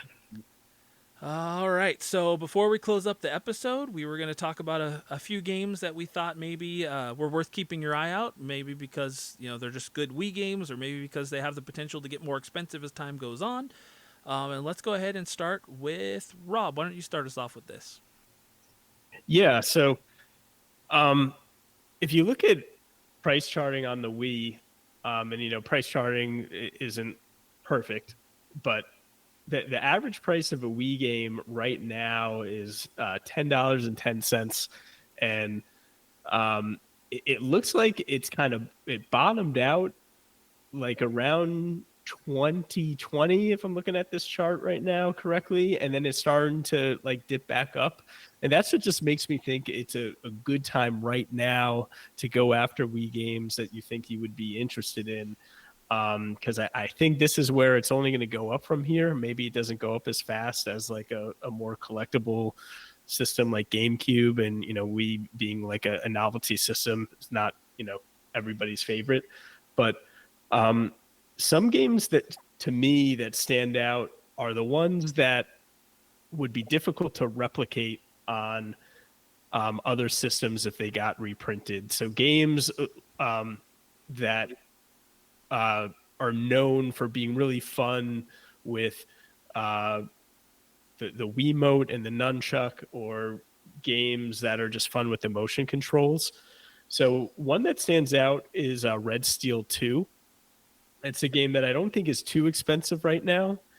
And I, again, am guilty of not playing a lot of these games yet. But from what I've read and researched is that it's one of the best games that involves the use of motion. And it's actually one of the few games that you have to use the Wii Motion Plus, which was the later technology that came out for the Wii and I think was standard for the Wii U. If you actually look at the back of the Red Steel 2 game, it even has that like the Wii Motion Plus logo on the top right, and not just the regular Wiimote. And I think it was like, apparently what people playing this game versus other Wii Motion games is you really you really have just like better control of the sword in that game. So I recommend the games that are going to be like fun to play like with the Wii, and I think over time those games will command value due to that aspect of it, not necessarily because they're rare, but because It's fun to play them on the Wii. And then I'll quickly just name a couple other ones. Punch Out. That's one that is probably the best game to use the balance board that came out with it. The balance board is optional in that game, but if you have it, it incorporates ducking when you're fighting your opponents. Oh, And that's that's cool. I another didn't one. know that. That's cool. Yeah, and that's another one that this one's actually coming up there in price. And I think one of the reasons is that it would be very difficult to it would be very unlikely to see a reprint of this that captures the same spirit of like the motion controls, especially with the balance board. So I hear nothing but good things about that game. Actually, everyone who's played it says that they love it, and some people are actually surprised that Nintendo hasn't continued to try to run with the Punch Out franchise, even though it was a long gap between the original Nintendo and Wii. I don't think there's any, or there might have been a Super Punch Out for Super Nintendo actually. There was so good. Yeah, and then I think I think I'll let you guys go. The only other one that stands out that you probably heard over and over again is this game called Zack and Wiki Quest for Barbara's Treasure. That's one where there's a lot of like motion related puzzles in the game that seem to be a lot of fun. Again, same theme here. Probably going to be difficult. Yep, there it is. It would be. It seems like it would be difficult to replicate the motion controls on the game. Like even though Switch has motion, and apologize if I'm going on several off tangents here. I'll shut up in a second.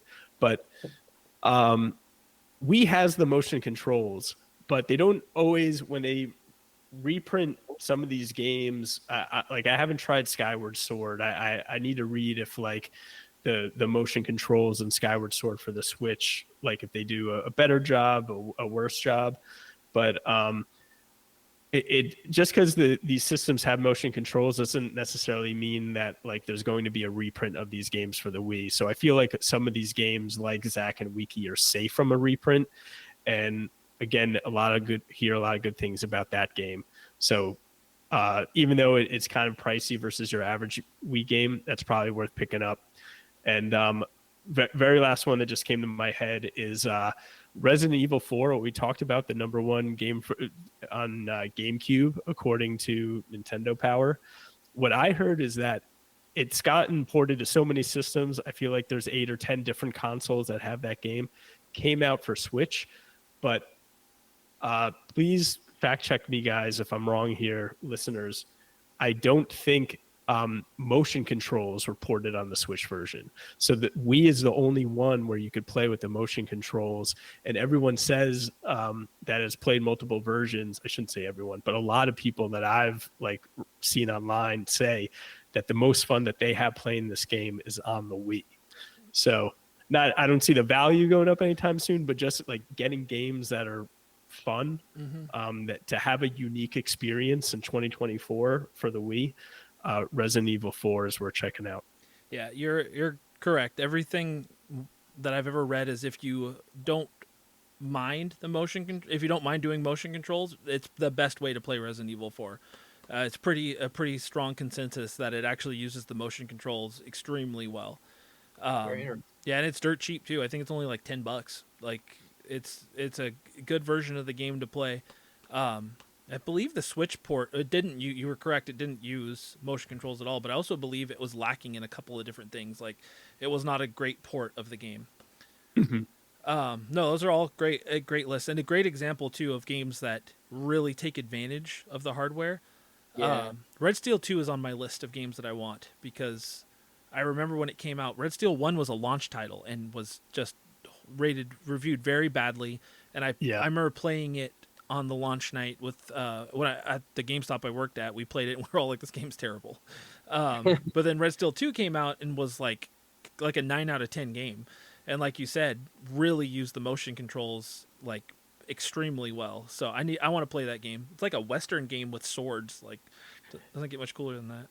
Yeah, like if someone were to come up with a list of like best like motion control Wii games, Red Steel 2 might be number one in terms of like the feel that you have for it, like using the Wii Motion Plus. So that always stuck out to me. Yeah, that's what I've always heard too. So no, very good list. I only have a couple, so I'll go over mine real quick. One of them I grabbed out, Sin and Punishment Star Successor. I think first off, it's a Nintendo published game. It's a sequel to a 64 game that never came out in America, but is on the NSO now. It's a good game. It's an on rails shooter where you actually use the Wiimote to point and shoot at the enemies and stuff. It's still not crazy expensive. It's about $30 right now, but all in all, just it feels like it ticks all the proper boxes to be something that people would want to keep their eye on if they want to collect on Wii at all. It's also published by Treasure, so or not published, developed by Treasure. So they have a very positive track record if that helps at all. But at the very least, I would suggest anybody who it may be on the fence about this but is interested, play if you have the Nintendo 64 NSO on your Switch. Play the first game and see if you like that idea, because this game just expands on that. And they're both 2-player too, which is cool. And it's got a super cool cover, which I don't know if you both have seen it before, but I really like the cover of this game. So that's my main one. Other one that I just thought I'd throw out there too, a game that I want to get, is One Piece Unlimited Adventure. It's a Wii, I believe it's a Wii exclusive game. One Piece is huge right now. At some point, One Piece is also going to come to an end, and when it does, the nostalgia will continue to go up for the show, and the games will only go up in price. And this game seems to be pretty uncommon. There's not a ton of copies on eBay. It averages at about $50. I don't know. I just think that some of these anime games that were exclusive to Wii, like One Piece Adventure, Ultimate Unlimited Adventure, and the other one I was going to mention was Dragon Ball Revenge of King Piccolo, is exclusive to the Wii, and it's a side-scroller beat 'em up type game that follows the Dragon Ball story, which is pretty uncommon in itself, and decent game. Not my favorite game that I've played in the Dragon Ball series, but decent game. Also in that like $30-$40 range, and unlikely to get a port anytime soon of any kind. Like, it didn't really use the Wii controls to their best ability, but it's unavailable anywhere else. So I don't know, just some things to keep your eye on. I have one more, but I'm gonna give James a chance to say it because I'm pretty sure it's on his list. The one and only one that came immediately to mind was Fortune Street. There it is. Is that Yeah. is that it? Yeah. It is hands down. I mean, I can't think of another game. It's my favorite Wii game, like just period. I feel like it's the one I come back to regularly. Rob, you said that the average price complete in box of it's a great game. You said the average price of a complete in box Wii game is $10 to $12. Is that what you said? Was that something like that? Yeah, if on price charting, I'm seeing $10.10. Yeah. So this one currently is at $37.50 from what I checked yesterday. So it's on the pricier side for a Wii game, but I think that's pretty reasonable considering it's not just, I think, going to go up. I think it's also an incredibly fun game that has aged very well. It's Monopoly with stocks, basically, and it's a crossover. I was just gonna say, incredibly fun is probably that it's not going to be incredibly fun to everybody. No, you're right. You're right. It's not. But I feel like if you give it the time and you and you see how to play it, you'd understand. Like, Monopoly is not fun, generally speaking, as a game to me or to a lot of people probably. But like, this game adds so much to it. It's not just about chance. It's not just about the roll. It's not just about having certain properties. It's about investing smartly and making bets on other people and other players and on what you think they're going to do. And it makes it just strategy-wise an incredibly fun game to play. There's a lot of charm to it. It's, again, a crossover game with Mario characters and Dragon Quest. And we already know that Dragon Quest games tend to spike. Mario, not so much, but Dragon Quest, definitely. I don't know if it came out towards the end. It came out towards the end of the Wii's life cycle. It was definitely the late part. And I looked it up earlier. I think it sold around 400K copies, which sounds like a lot, but that's worldwide, 400K. Now, considering that includes Japan, which absolutely loves Dragon Quest, it means that it pretty much flopped. which sadly means it wouldn't surprise me if this never gets a release again. And it's at this point in time, it is exclusive to the Wii. It is one of the games that actively makes me angry that it hasn't been brought to the Switch because I would play it a lot if it was on the Switch. But I did play it like a week ago, and I'm just like, man, every time I bust this game out, it is just so much fun. And everyone's going to be angry at each other, and there's going to be one person happy. But it is, dude, it's an incredible time, honestly. I think everybody should try it, and yeah, I think right now it's at a decent price point for a game that is also really just fun play. I think just on the everybody's going to be mad except for one person. I think the last time I truly remember being in like a yelling match with each other was playing Fortune Street. Probably like 12 years ago. Because of course when we were kids and teenagers, we would yell and fight and stuff all the time when we'd play games and get mad. But it had calmed down a lot into our 20s. But I'm pretty sure I remember one time blowing up at each other during Fortune Street, probably because you were laughing at us. But just to add to the idea that this game, it's probably not going to get cheaper at any point. Fortune Street is an ongoing or long-running series in Japan. So it's been big in Japan for years. This was the first time it ever came to America. Like James mentioned, it didn't truly sell that well here. So they had no desire to bring... I don't know if there's been other entries after this in Japan, but if there were, they haven't brought them over. It kind of seems unlikely that they're going to try to revitalize it. Plus the fact that it's a crossover with Dragon Quest, like you said. There's, IP stuff to deal with there. And odds aren't great that they would port it. They would probably make a new one. And if they made a new one, there's always a chance that it isn't as good as this one for one reason or another. So, yeah, for the price... It is truly a great party game. It is not for everybody because it's not like Mario Party where you, at the end of every round, have a multiplayer mini game where you have fun. It's a little bit slower than that. Definitely more in the vein of Monopoly, like James said. But way better than Monopoly. Definitely better than Monopoly. And Slurpadrome is a mini game, and Slurpadrome is great. Slurpadrome is life, man. Have you ever played this game, Rob? I have not, but Monopoly with stocks sounds right up my alley. Yeah, definitely give it a shot if I could get a local crew over here. Dude, yeah, man. And if you're ever in the area, we'll get together. We'll play Fortune Street. Yeah, man. I'm down. When the Sonics come back, we'll catch a game together, and then afterwards we'll play Fortune Street, and we'll ruin whatever relationship we built up. I love that. That'd be great. You'll learn why we all get mad at James when we play games with him. So yeah, I mean, honestly, I think those are all games. And I had Red Steel on my list already, but that is a game I want to get ASAP because I do feel like at some point it's got to spike more because I always hear it's such a great Wii game. Yeah, and I have one more general comment about like Wii games to get is that like compared to GameCube, like the most expensive Wii games that are rated highly are like still on the cusp of like being affordable. I think like they range like $75 to $125. Like Rhythm Heaven Fever we were talking about. Subjectively, like the most expensive game that's worth getting that was like at Chris just read the list. I think it was 125, 130. And then some of those Operation Rainfall games like Pandora's Tower, Last Story, Xenoblade is on the Switch now. But Pandora's Tower and Last Story, those are, I think, haven't broke $100 yet. The Fragile Dreams is like slightly above 100.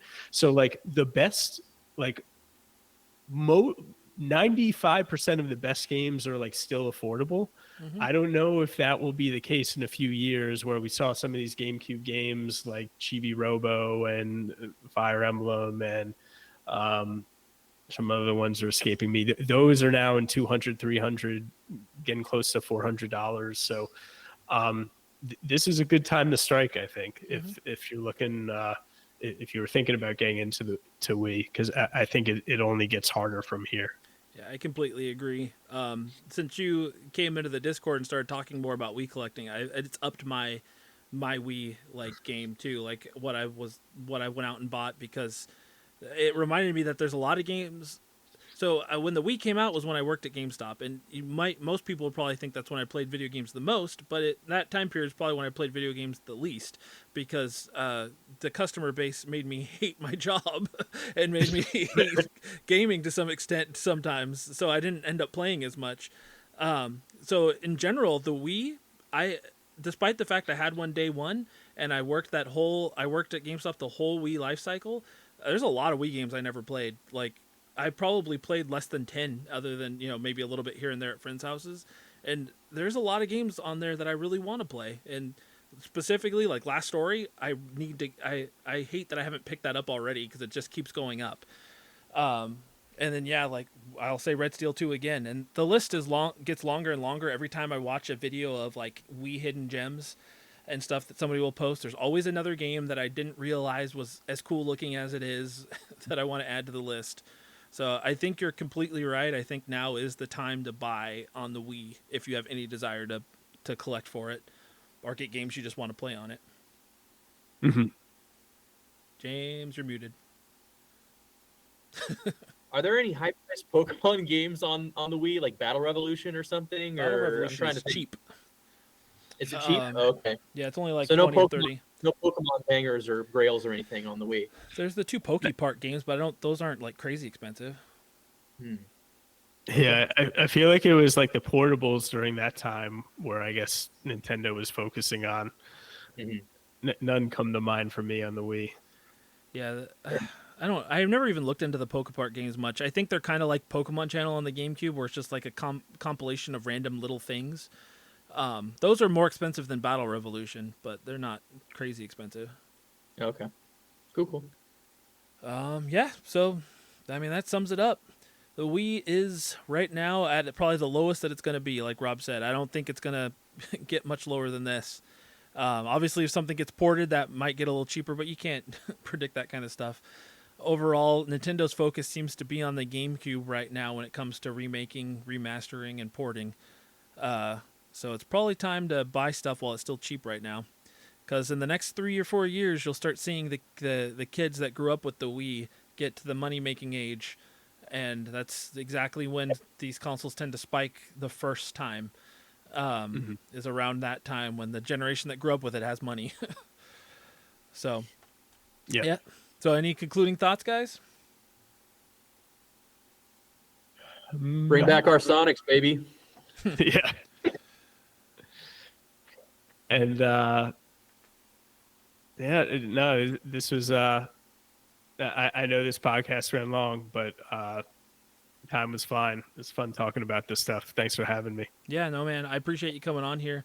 That's the thing. I was just talking to somebody today, and I feel like when a podcast runs long, it's because you're having fun, and I like to believe that means the conversation is easy to listen to. I stopped caring a while ago about how long the podcast was, because I can't. If we're having fun and we're still wanting to talk, like, who cares? People will split it up. Or they probably should find a different podcast, because it always goes long. But, yeah, no, I appreciate you coming on here, man. We'll definitely have you on again. I think that that idea of talking about Switch games that are complete on cart is a fantastic idea to get you on again in the future. Yeah, would be more than happy to go on. And then James, and I'll post it on the X Button Gaming. I'll post that link to those who want to check out the Facebook group. The primary resource is the spreadsheet that they keep track of. But I do really like the community over there, because they all care about this thing, and they basically want to get that knowledge out there and share it with you. Like, which games are, like, everything's up to date, which games don't have, which games are not complete on cart, for those who care. Yeah. It's cool that they're doing that. I love it. I love when people take the time to put together these lists that I don't have the knowledge or patience to put together. Yeah. It's a good collaborative effort. Definitely is. So once again, thank you both. I appreciate you joining me here remotely on Zoom, or, well, whatever, Google Meet, but that doesn't matter. Nobody needs to know that. But yeah, well, until next time, thank you everybody for tuning in. If you haven't done so already, make sure you like and subscribe to the channel wherever you listen to it. And I have started putting out YouTube videos. I have a couple out now. I actually have plans for a couple more coming up. So I think I've kind of got that ball rolling a little bit. So if you're interested in YouTube at all, definitely check that out. I appreciate the subscribing, even if you don't want to watch them. It still helps. But yeah, on that note, we're going to go ahead and close it off. So thank you for listening. And until the next one, remember to always press X to continue.